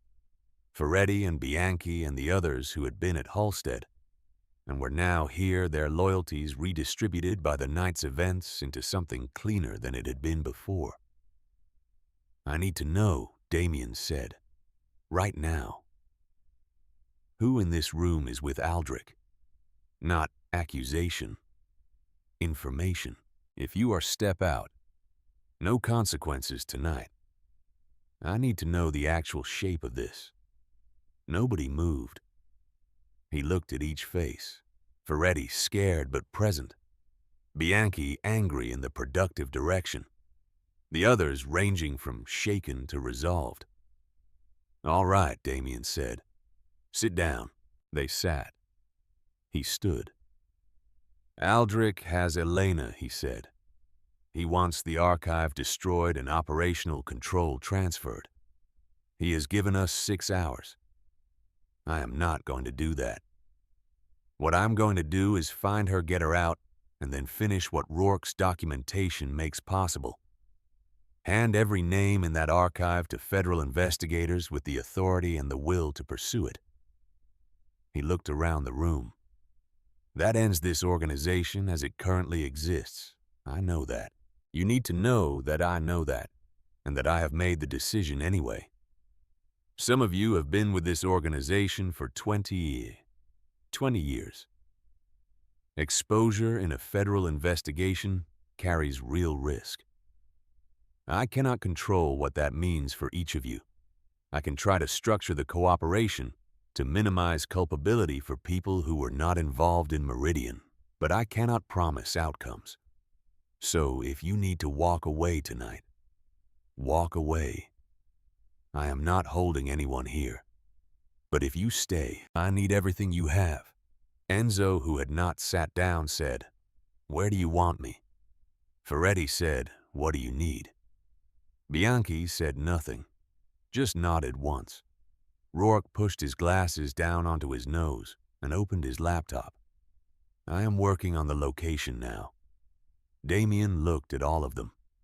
Something settled in his chest. Not peace. Nothing like peace. More like the specific solidity of a man who has put down something very heavy and discovered with surprise that his hands still work. Rourke, he said. How long for a location? 90 minutes, maybe less. Do it in 60. His phone buzzed. A text from an unknown number. No message. Just a timestamp.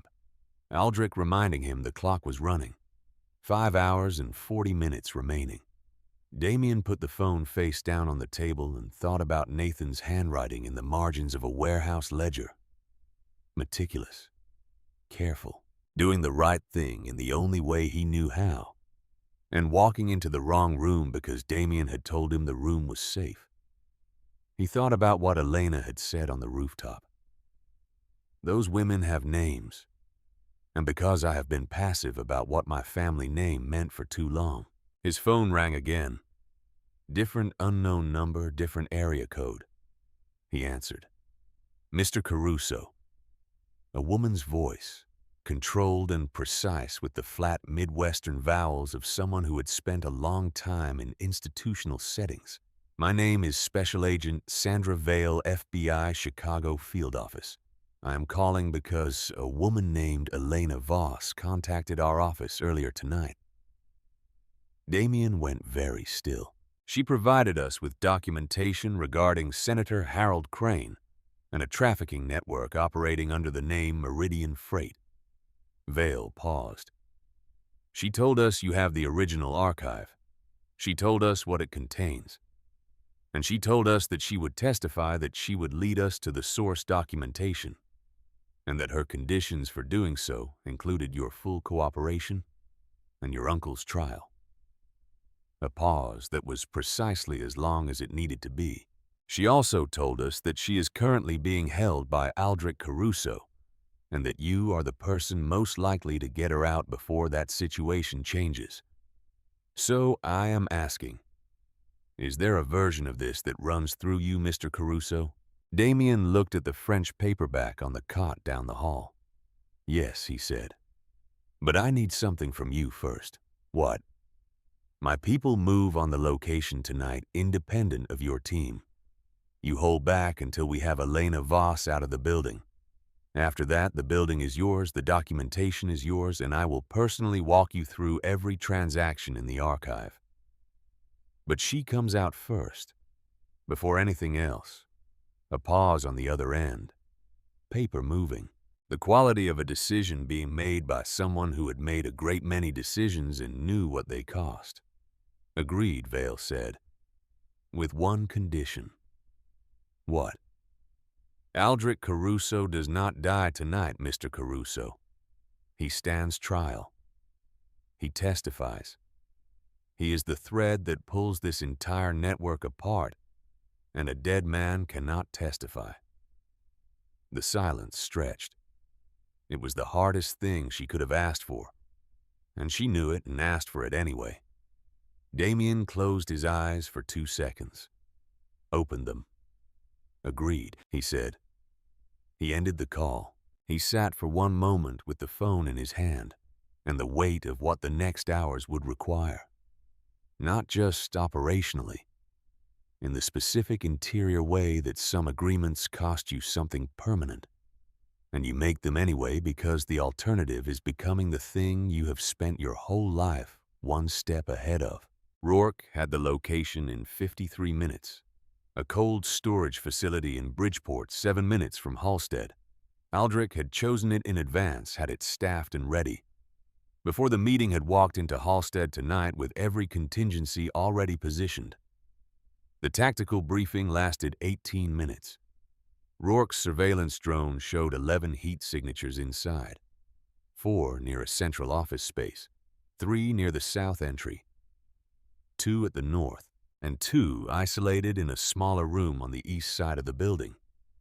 2 isolated signatures in a smaller room. South entry is the primary breach point, Damien said. Full contact, maximum noise. I want their attention completely south. 4-man team through the loading dock simultaneous with the south entry breach. Enzo takes the north with 2. I go for the east office room. Enzo said with you. That is 2 people going through the middle of 11 armed men. It is 2 people going through the noise of a breach hitting 2 simultaneous entry points, Damien said. When men hear a breach, they move toward the sound. They do not hold static positions. We have approximately 40 seconds of reorientation on their part. Enzo looked at the building plan for 3 seconds. Your shoulder, he said, is functional. It has been shot twice in 2 weeks. Damien held his gaze. Are you with me? Enzo picked up his weapon, checked it, racked it. I am with you. The drive to Bridgeport was 11 minutes. Damien sat in the passenger seat with his weapon in his lap and his eyes on the road and thought about the agreement with Vale. Aldrich does not die tonight. He had said the word, and he meant it with the specific effort of a man who means something against the grain of everything trained into him. Aldrich would stand in a federal courtroom, would testify, would be the thread that unraveled a senator and a prosecutor, and a trafficking network that had 41 documented names and an undocumented number that Rourke had not finished the sentence to name. That was the outcome that mattered. He would honor the agreement.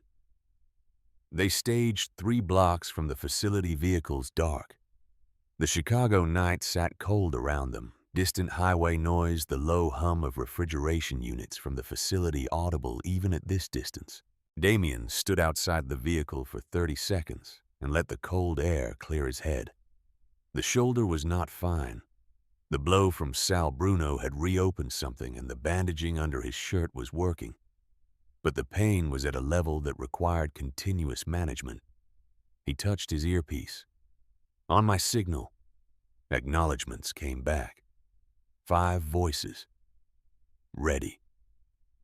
He looked at Enzo. Enzo looked back with the face of a committed man.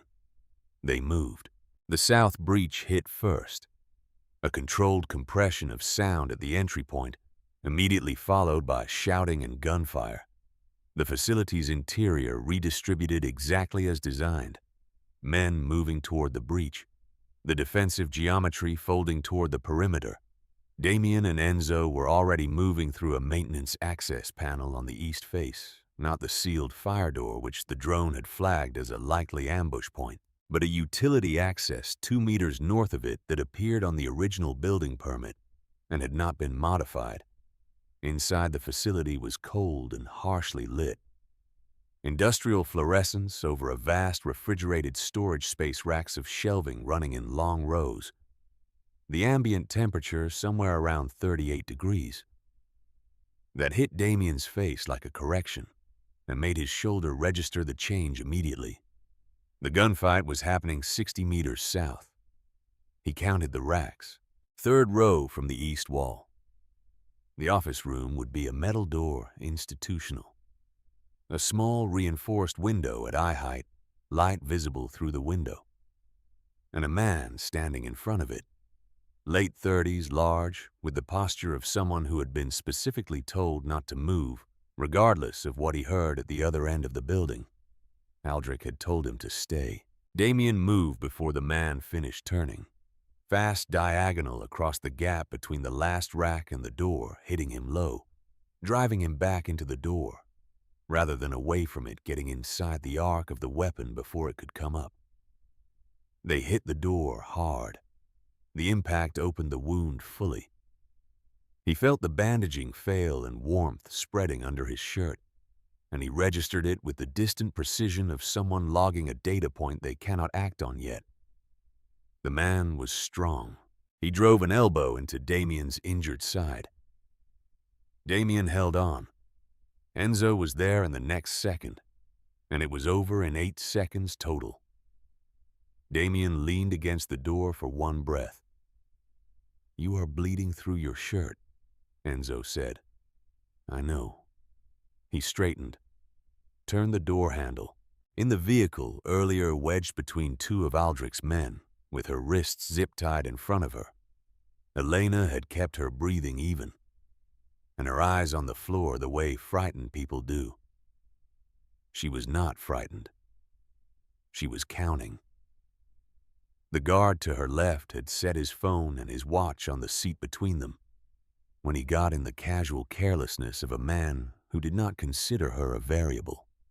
His watch was a GPS-enabled model, the kind that synced automatically. She had noticed the make when he restrained her.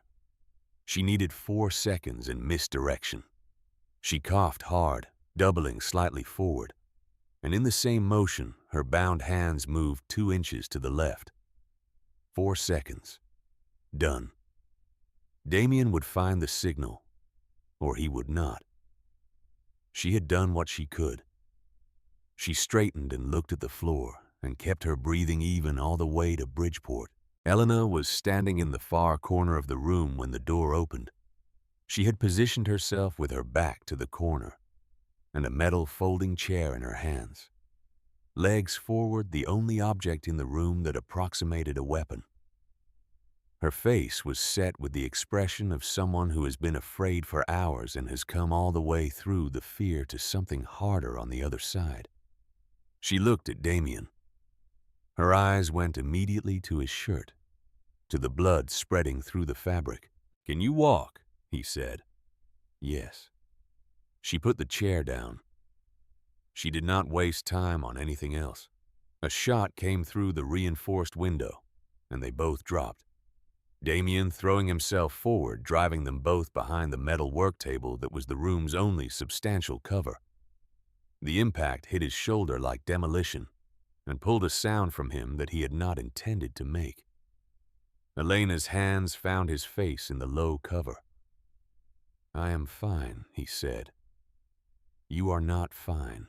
Her hands moved to his shoulder, pressing, and the pain was extraordinary and immediate, and he breathed through it with his jaw locked. "How many?" she said.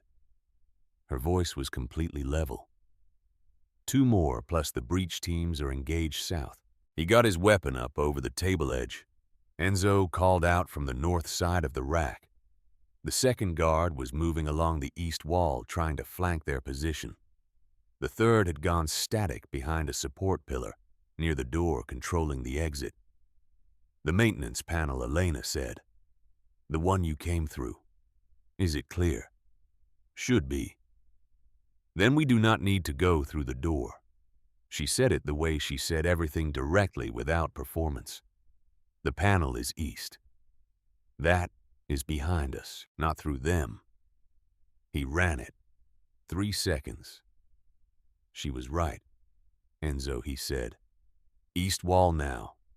Enzo broke from the rack position with suppressing fire toward the pillar, crossing the space in a controlled sprint toward the maintenance opening.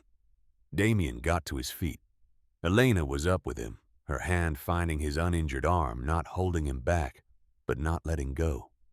And they moved together across the cold storage space, while the gunfire behind them continued its brutal work. They pushed through the maintenance panel into the cold night air, with Enzo covering their exit, and the 3 of them moved across the street into the shadow of the neighboring building, putting distance between themselves and the facility, while the sounds inside decreased, and then stopped. Enzo had a vehicle 1 block north. They reached it. Elena got in the back. Damien got in beside her. For 30 seconds, nobody spoke. The vehicle moved through Bridgeport's empty midnight streets, and the city did what cities do, indifferent and continuous and enormous. Elena's hand found his on the seat between them. No words, just contact. He turned his hand over and held hers. "Aldrich was not there," he said. "I know," she said. "He left an hour before you arrived. One of the guards told me." "Not to be informative, just to make sure I understood my situation. He used me to verify what he already believed about you," Elena said. She paused. "Did his test give him accurate information?" Damien looked at her in the dark of the vehicle, at the bruise forming along her left cheekbone in the dim light from passing street lamps. Something in his chest constricted in a way that had nothing to do with the wound and everything to do with the name he was still trying to find. For what she was to him. "Yes," he said. "Then assume he is already planning with that information," she said. He held her gaze. "The archive," she said. "Agent Vale. Her team has the building. The documentation is in federal custody as of tonight." A pause. And Aldrich. He looked at her for a long moment. She was not asking about operational status. She was asking about the agreement. He was not there, Damien said. So the question is deferred. But when it is not deferred, he looked at the ceiling of the vehicle. He stands trial. That is the agreement. He felt her hand tighten slightly in his. The compound at 2 in the morning had the quality of a place still integrating what it had been through. Men moving with the careful deliberateness of exhaustion. The smell of coffee and antiseptic. Dr. Price working on the wounded in the medical room. Damien sat on the medical table while Price rebandaged his shoulder with the contained frustration of a physician whose patient keeps on doing his work. His phone had several messages. He read them in sequence. Enzo twice. Rourke once. Ferretti relaying that Sal Bruno and the 2 complicit members from Halstead were in federal custody as of 6 that morning. A clipped update confirming 2 men wounded, none critical, all stable. The last message was from a number he did not recognize. Italian country code. Placed at 4:15 in the morning. He listened to the voicemail. Callum Voss's voice, thinner than Elena had described it, carrying the quality of a man speaking from a very long distance in every sense. Mr. Caruso, I understand my daughter is safe. I understand the documentation has reached federal authorities. A pause that lasted several seconds. I am not asking for anything. I am not in a position to ask for anything. Another pause. Nathan Caruso was also a son. Someone's son. The son of someone whose life I made harder. I have known that for a long time. This is not an apology to you. It is an acknowledgement to him. The recording ended without a farewell. Damien set the phone down. He sat for a moment with the weight of that. Nathan at 28 with his leather notebook and his careful handwriting, and his absolute certainty that details were where truth lived. Walking into a room that Damien had told him was safe. The specific irreversibility of that. The way some facts do not become less true no matter how long you sit with them. He texted Agent Vale. A single line. I know where Aldrich goes. She responded in 4 minutes. Where? He told her about the lake. A property called Hennessy, 42 miles northwest of Chicago, owned through a corporate trust for 30 years. A small cabin and a dock, and the kind of seclusion that was either recreational or tactical, depending on who was using it and why. Damien had been there 14 times in his life. The last time was 11 years ago, the summer before everything changed. He told Vale's team the location and told them to hold at the property boundary until he went in first. She pushed back. He said, he will identify federal positioning at 200 meters and he will be gone before your team reaches the door. He has been running this calculation for 30 years. Let me go in first. A long pause. 30 minutes, Vale said. After that, we come in regardless. He drove alone. No Enzo. Enzo was managing the compound. Just Damien and the highway north, and the dark sky beginning to show the faintest gray suggestion of a dawn still an hour away. Price had given him something for the pain that he had accepted, and then not taken because he needed to be fully present for what came next. The pain was doing its work at the edge of everything, sharp and constant and useful. It kept him inside the operational moment the way discomfort always had.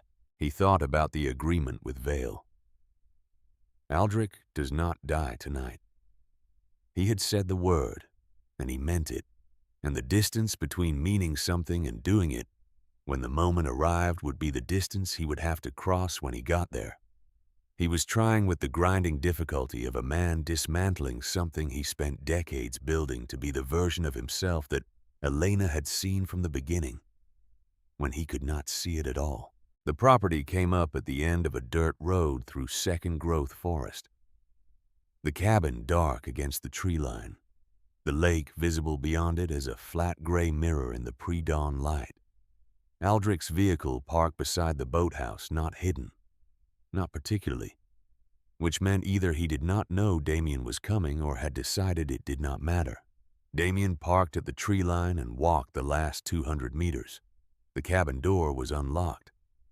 He pushed it open. The interior was as he remembered it.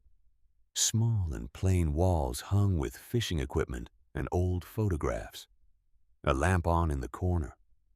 A fire down to coals in the wood stove, giving the room a low orange warmth that had nothing warm about it tonight. And Aldrich Caruso sitting in the same chair. He had always sat in at this cabin, in every version of this visit, across 30 years, with his hands on the armrests and his eyes on the door, as if he had been waiting, as if he had known. He had always known. Damien understood now that this was where it ended. Luca Aldrich said. His voice was tired.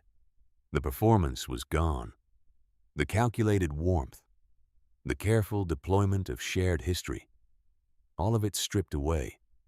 What was left was just a 61-year-old man in a cabin by a lake who had run his numbers one final time and understood what they added up to. Damien stopped in the middle of the room. He did not raise his weapon. "You knew I would come here," he said. "Yes. You have always known that if it came to this, I would come here." "Yes."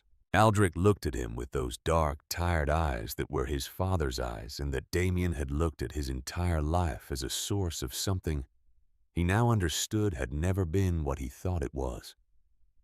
"You are here to take me in," Aldrich said.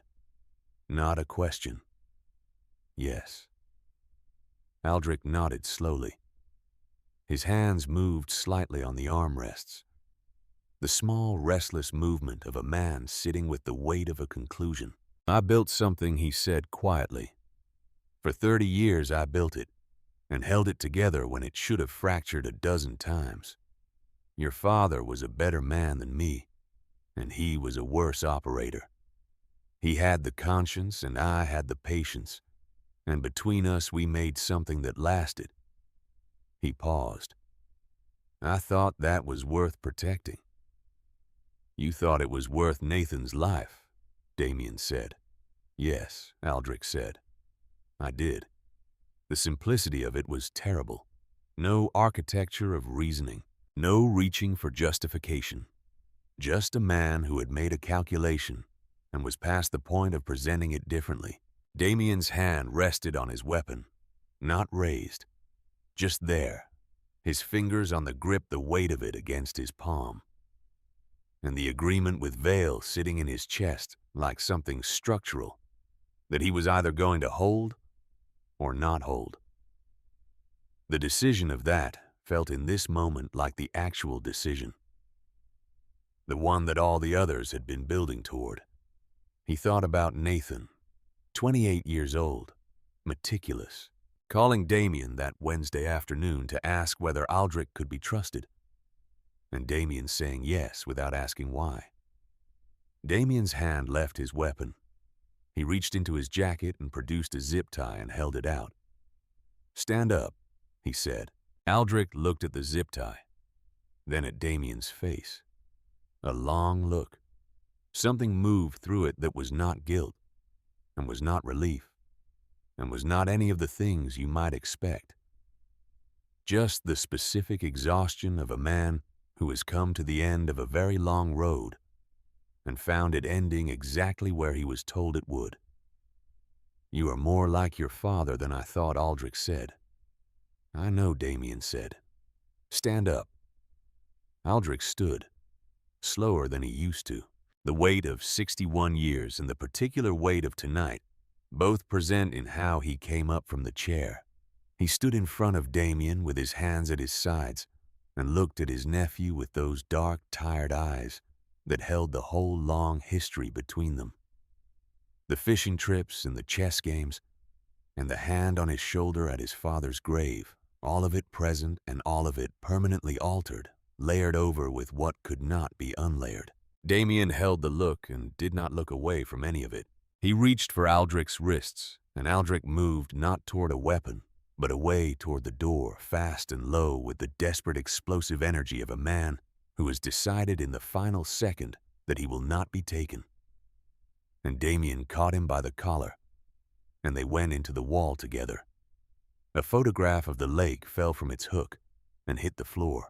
Aldrich drove an elbow back and caught Damien's wounded shoulder. With the precision of someone who knew exactly where it was, and the pain that followed was extraordinary and total. And Damien held on anyway. Held on with his good arm and his full weight, and drove Aldrich into the wall a second time harder. And this time Aldrich's legs went, and they both went down to the cabin floor together. Damien got the zip tie on. He sat on the floor beside his uncle with his back against the wall, and his shoulder on fire, and his head dropped back, and his chest heaving. Both of them breathing hard in the orange glow of the dying coals. Outside, through the cabin's small window, the sky was doing what skies do before dawn. The absolute black of full night giving way at its very edges to the first suggestion of gray. A change so gradual, it was almost theoretical. But there, undeniably there, the night making its slow and irrevocable concession. Neither of them spoke for a long time. It was Aldrich who broke the quiet finally without opening his eyes. "Your father used to come here when he needed to think," he said. "Before you were born. Before any of this became what it became. He would drive out alone and sit on the dock for hours. He told me once this was the only place he felt like himself. Not the name, not the organization. Just a man by a lake." He paused.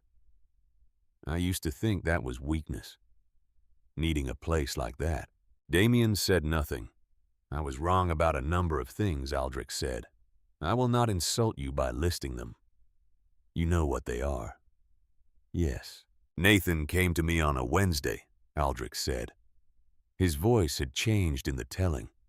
Some final insulation had come away from it. "He sat in my kitchen and showed me what he had found, and he trusted me to help him bring it to you correctly." He paused. "He trusted me." The words fell into the room and stayed there. "And instead," Damien said, "and instead I made a phone call." Aldrich looked at the floor. "I gave them the timeline. I told them he had the documents. I said it had to happen before he reached you." Damien absorbed this with his eyes on the wall opposite. He felt something move through him that was enormous and quiet, and that he was not going to let become anything that changed his hand's current position, which was resting on his knees. "He called me that afternoon," Damien said. Aldrich looked at him. "Nathan called me that Wednesday and asked me whether he could trust you with something before bringing it to me directly." Damien's voice remained level. "I said yes without asking what it was, because I had 40 years of evidence that the answer was yes." Aldrich was very still. "I know my part in it," Damien said. "I know the chain. That does not change what you chose. But I need you to understand that I know where I stand inside it." He held Aldrich's gaze. "That is why I can honor the agreement with Agent Vale. Because if I had shot you in that parking lot, I would be one more link in the same chain, and I am finished being that." Aldrich looked at him for a long time with those dark, exhausted eyes. "Luca," he said. "No," Damien said. "Not hard. Just final. Do not say anything that sounds like redemption. You do not get that from me. You get a trial. You get to testify. You get to be the thread that pulls this thing apart so that 41 names mean something real. That is what you get." Headlights appeared through the window. The first of Vale's vehicles coming down the dirt road, moving slowly, honoring the 30-minute window. Aldrich looked at the lights, then at his hands. He nodded once. It was not forgiveness. It was not surrender. It was not peace. It was just an old man by a lake in the early morning nodding at the shape of what came next, because the shape of what came next was the only thing left. Damien stood.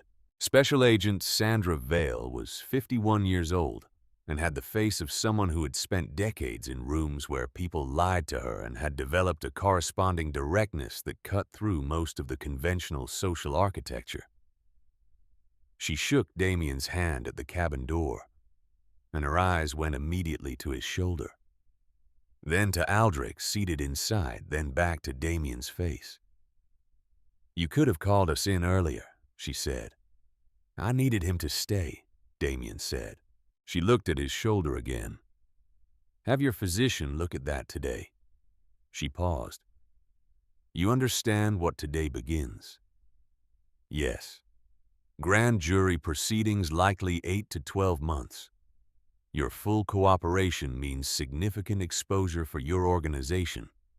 People who were loyal to you will face charges. You personally are facing." "I know what I am facing," Damien said. Not impatient, just clear. I made the agreement with my eyes open. What happens to me in the legal process happens. The Meridian network goes down. Crane and Whitmore are indicted. Those 41 names get justice. That is the order of priority. Vale studied him for a moment. Then very quietly, in a register that was not part of any official proceeding, she said, "Your brother would have liked this outcome." Damien looked at her. He did not have anything to say to that. He stepped aside and let her people in. He drove back to Chicago in the full morning light, the highway opening up in front of him, the sky a pale winter blue, the city's skyline appearing at the horizon, pale and ordinary in the winter light. The same city it had always been, carrying no record of what the night had cost. His phone had several messages. Enzo twice with operational updates. Rourke confirming the archive transfer was complete. Ferretti confirming Sal Bruno was in federal custody. The last message was from Elena. Just 3 words. "Are you safe?" He looked at those words for a moment at a red light south of the interchange. He typed back, "Yes. On my way." Elena was in the compound's main room when he arrived, sitting at the long table with a cup of coffee and Rourke's documentation files spread before her. Not reading them, just sitting with them, her hands around the cup and her eyes somewhere else, somewhere that required distance to look at properly. The bruise on her cheekbone had darkened overnight into deep purple blue that the morning light made very clear. She had changed into a clean gray sweater, slightly too large sleeves pushed up, her hair pulled back roughly with a few pieces loose around her face. She looked up when he came in. Her eyes went to his shoulder, then to his face. The same order they always did. "Aldrich," she said. "Federal custody," he said. Vale's team took him from the cabin at 6. He sat down at the table across from her slowly, the shoulder making its opinions known now that the necessity of ignoring it had passed. "He will be processed today. Debrief at 2 this afternoon. Vale wants you there. Independent legal representation first. I will have someone contact you before noon." Elena nodded. She looked at her coffee. "You went to the lake alone," she said. "Enzo told you." Enzo was concerned. He expressed it by informing me. She looked up. "You could have taken someone with you. I needed to do it alone." He held her gaze. It needed to be me the way it needed to be me when I made the agreement with Vale, and when I stood in that cabin and chose not to. Those are not things you do with an audience. They are things you do in front of yourself, so you know afterward that they happened. She looked at him for a long moment with the quality of attention she brought to things. "You held it," she said. He looked at the table. "He stood in front of me with every year between us," he said quietly. everything he was to me for 36 years. And I held the agreement. She said nothing for a moment. "There are things I need to say to you," he said, "before the legal process starts and everything becomes formal and structured." He held her eyes. "I need to say them now." Elena set down her coffee. "I abducted you," he said. "I brought you to a room and kept you there for 11 days, and I designed conditions to break you down. I did that with full knowledge and intent. There is no version of events in which that becomes acceptable. Not the conspiracy that framed it, not being wrong about your father, not anything that came after." He kept his voice level and direct because the only honesty available to him was the kind that did not soften its own edges. "What I did to you caused harm. I know that. I'm not asking you to say otherwise. I'm not asking for forgiveness. I'm not asking for anything. I am saying it plainly because you deserve to have it said plainly. After everything you did, staying, helping, building the case, making the call to Vail before I did. After all of that, you deserve the truth said directly without anything buried underneath it." Elena said nothing. Her hands were in her lap. He waited. "I know what you did," she said finally. "I was there. And I know what you chose. Every time there was a choice from the moment you understood you were wrong, I watched you make every one of those choices." She reached across the table and pushed the documentation file slightly to one side, clearing the space between them. "I am not going to tell you the 11 days did not happen. They did. I am not going to tell you they did not cost me things. They did." She held his eyes. "But I am also not going to pretend that everything that came after was irrelevant. The man who stood on a rooftop and said dismantling all of this was the right thing. That man was real. Both things are true at the same time." "That is a generous reading," he said. "That is an accurate reading," she said. "There is a difference." He looked at the space she had cleared between them. "Your thesis," he said. "Your apartment. Your life before all of this. Those things are manageable," she said. "The thesis will keep. The apartment is fixable." She looked at him steadily. "I am not fragile, Damien. Do not start treating me as if I am now that the immediate crisis has passed." Something moved in his face, brief and honest, and not managed before she saw it. What she said. "You keep doing that," he said. "What do I keep doing? Every time I prepare for the response that should logically follow, the withdrawal, the appropriate distance of someone who has been treated the way you have been treated." He paused. "You do not do it. You just—" He made a small gesture that was not quite finished. "Stay," Elena said. He looked at her. "I am aware of the pattern," she said. She considered the question, the way she considered everything, without deflecting, without making it easier than it was. "Because I saw something in you from the beginning that you could not see yourself," she said finally, "even in the worst of it.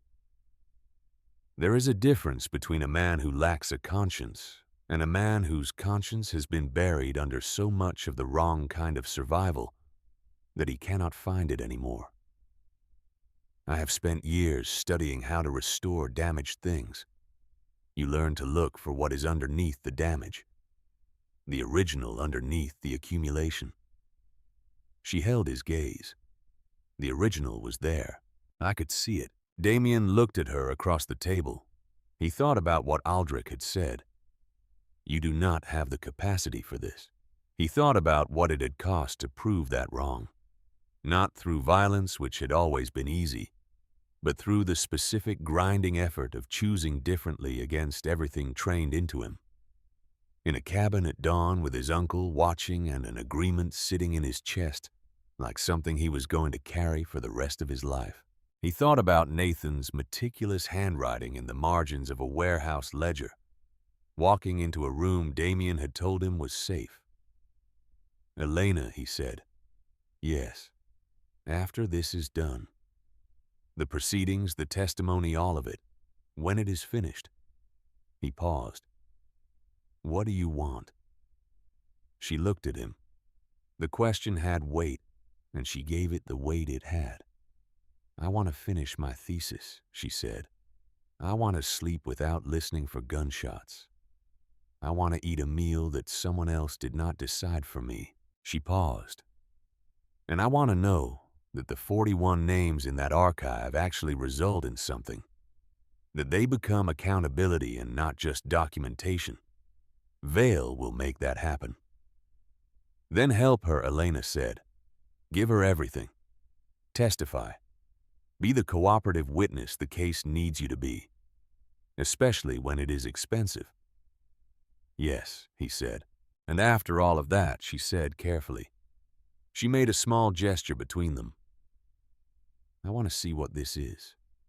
What it actually is outside of crisis and burning buildings and rooms with locked doors." She held his eyes. "I want to see if it exists when nothing is on fire."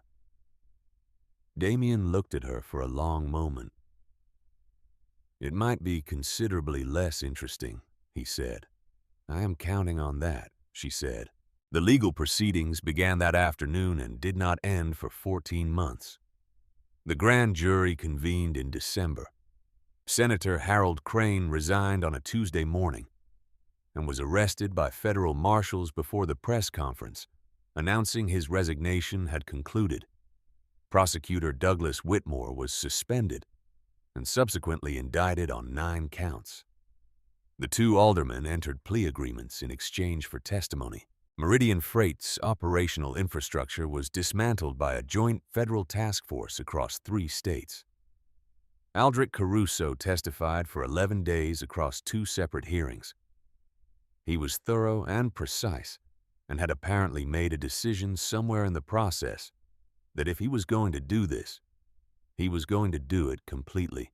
Damien sat in the federal building corridor during the first day of Aldrich's testimony and did not go in. He sat in a plastic chair with a paper coffee cup and looked at the floor and let the hours pass. Enzo sat beside him and did not say much. At one point, Enzo said, "You do not have to be here at all." Damien said, "Yes, I do." And they left it there. Damien's own cooperation agreement took 11 months to finalize.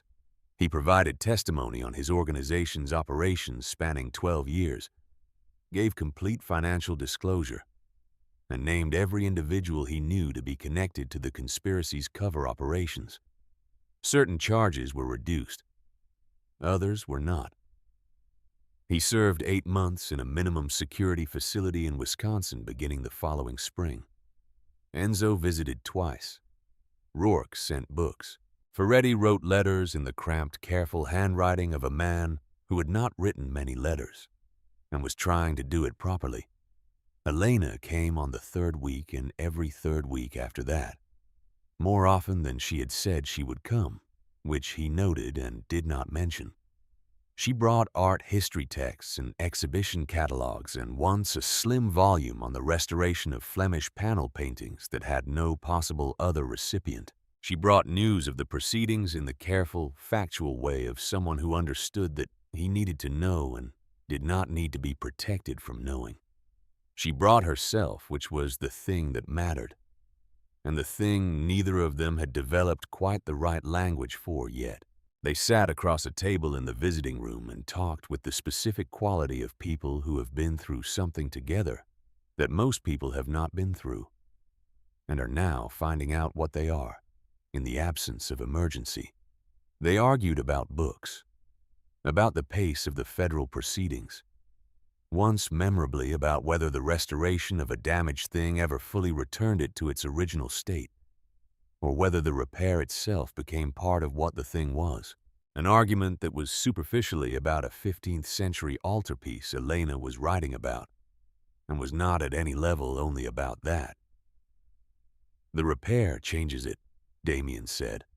Obviously, Elena said. But changed is not the same as lesser. He looked at her across the visiting room table. No, he said. It is not. She looked back at him without looking away, which was something she had always done from the first night in the cathedral compound, and which had never stopped being the most clarifying thing about her.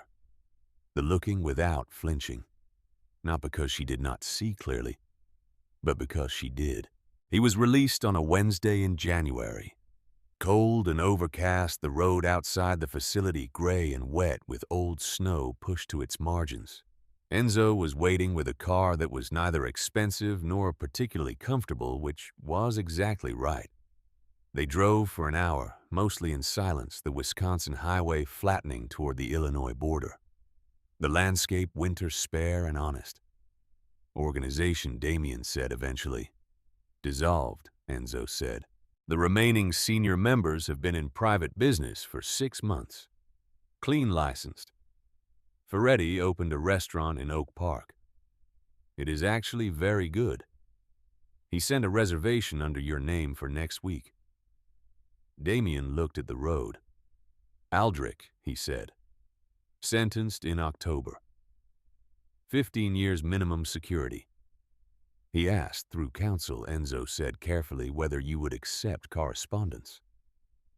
The question sat in the car for a moment. I do not know, Damien said. That is the honest answer. Yes, Enzo said. I thought so. They crossed into Illinois and Chicago's skyline appeared ahead in the pale winter light. A city he used to believe he understood from the inside and would now move through differently. Smaller and more ordinary, and in many ways better for it. Where are we going? Damien said. Enzo said, where do you want to go? Wicker Park, Damien said.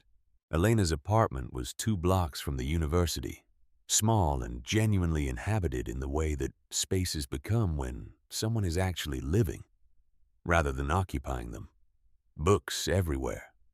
Restoration tools on the kitchen table more often than not. The smell of coffee and linseed oil and the pleasant, specific disorder of a life being lived at full capacity. She had cleared the storage room in the fall and put a bed in it without making any announcement about why. He moved in January and understood without either of them saying it what the arrangement was, and what it was becoming and what it would take to find out what it actually was. In the ordinary light of ordinary days, he was not, for the first time in his adult life, in charge of anything. He slept through his first 3 nights without waking.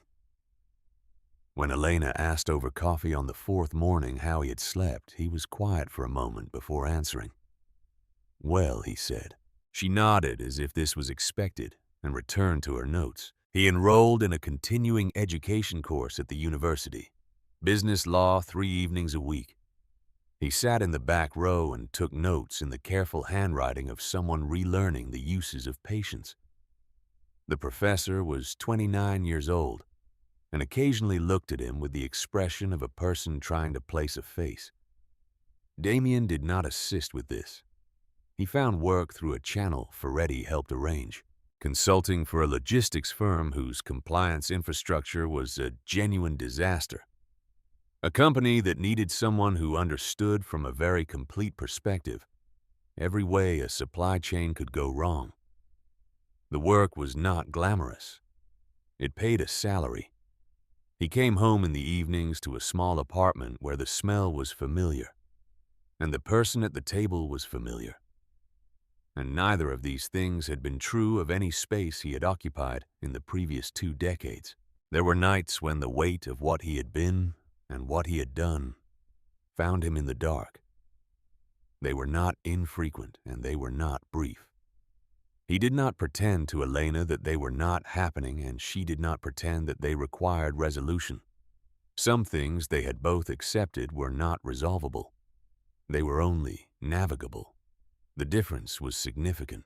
In March, he went with her to the Federal Victim Services Center, where Vale's task force was coordinating restitution for the survivors identified in the Meridian Archive.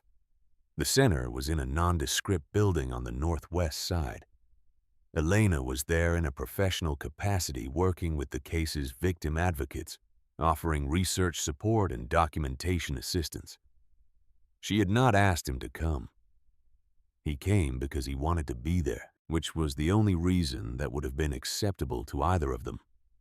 He sat in a plastic chair in a waiting room while Elena met with the advocates, and he thought about 41 names and the ones that had not been documented, and what the archive represented in its most human terms.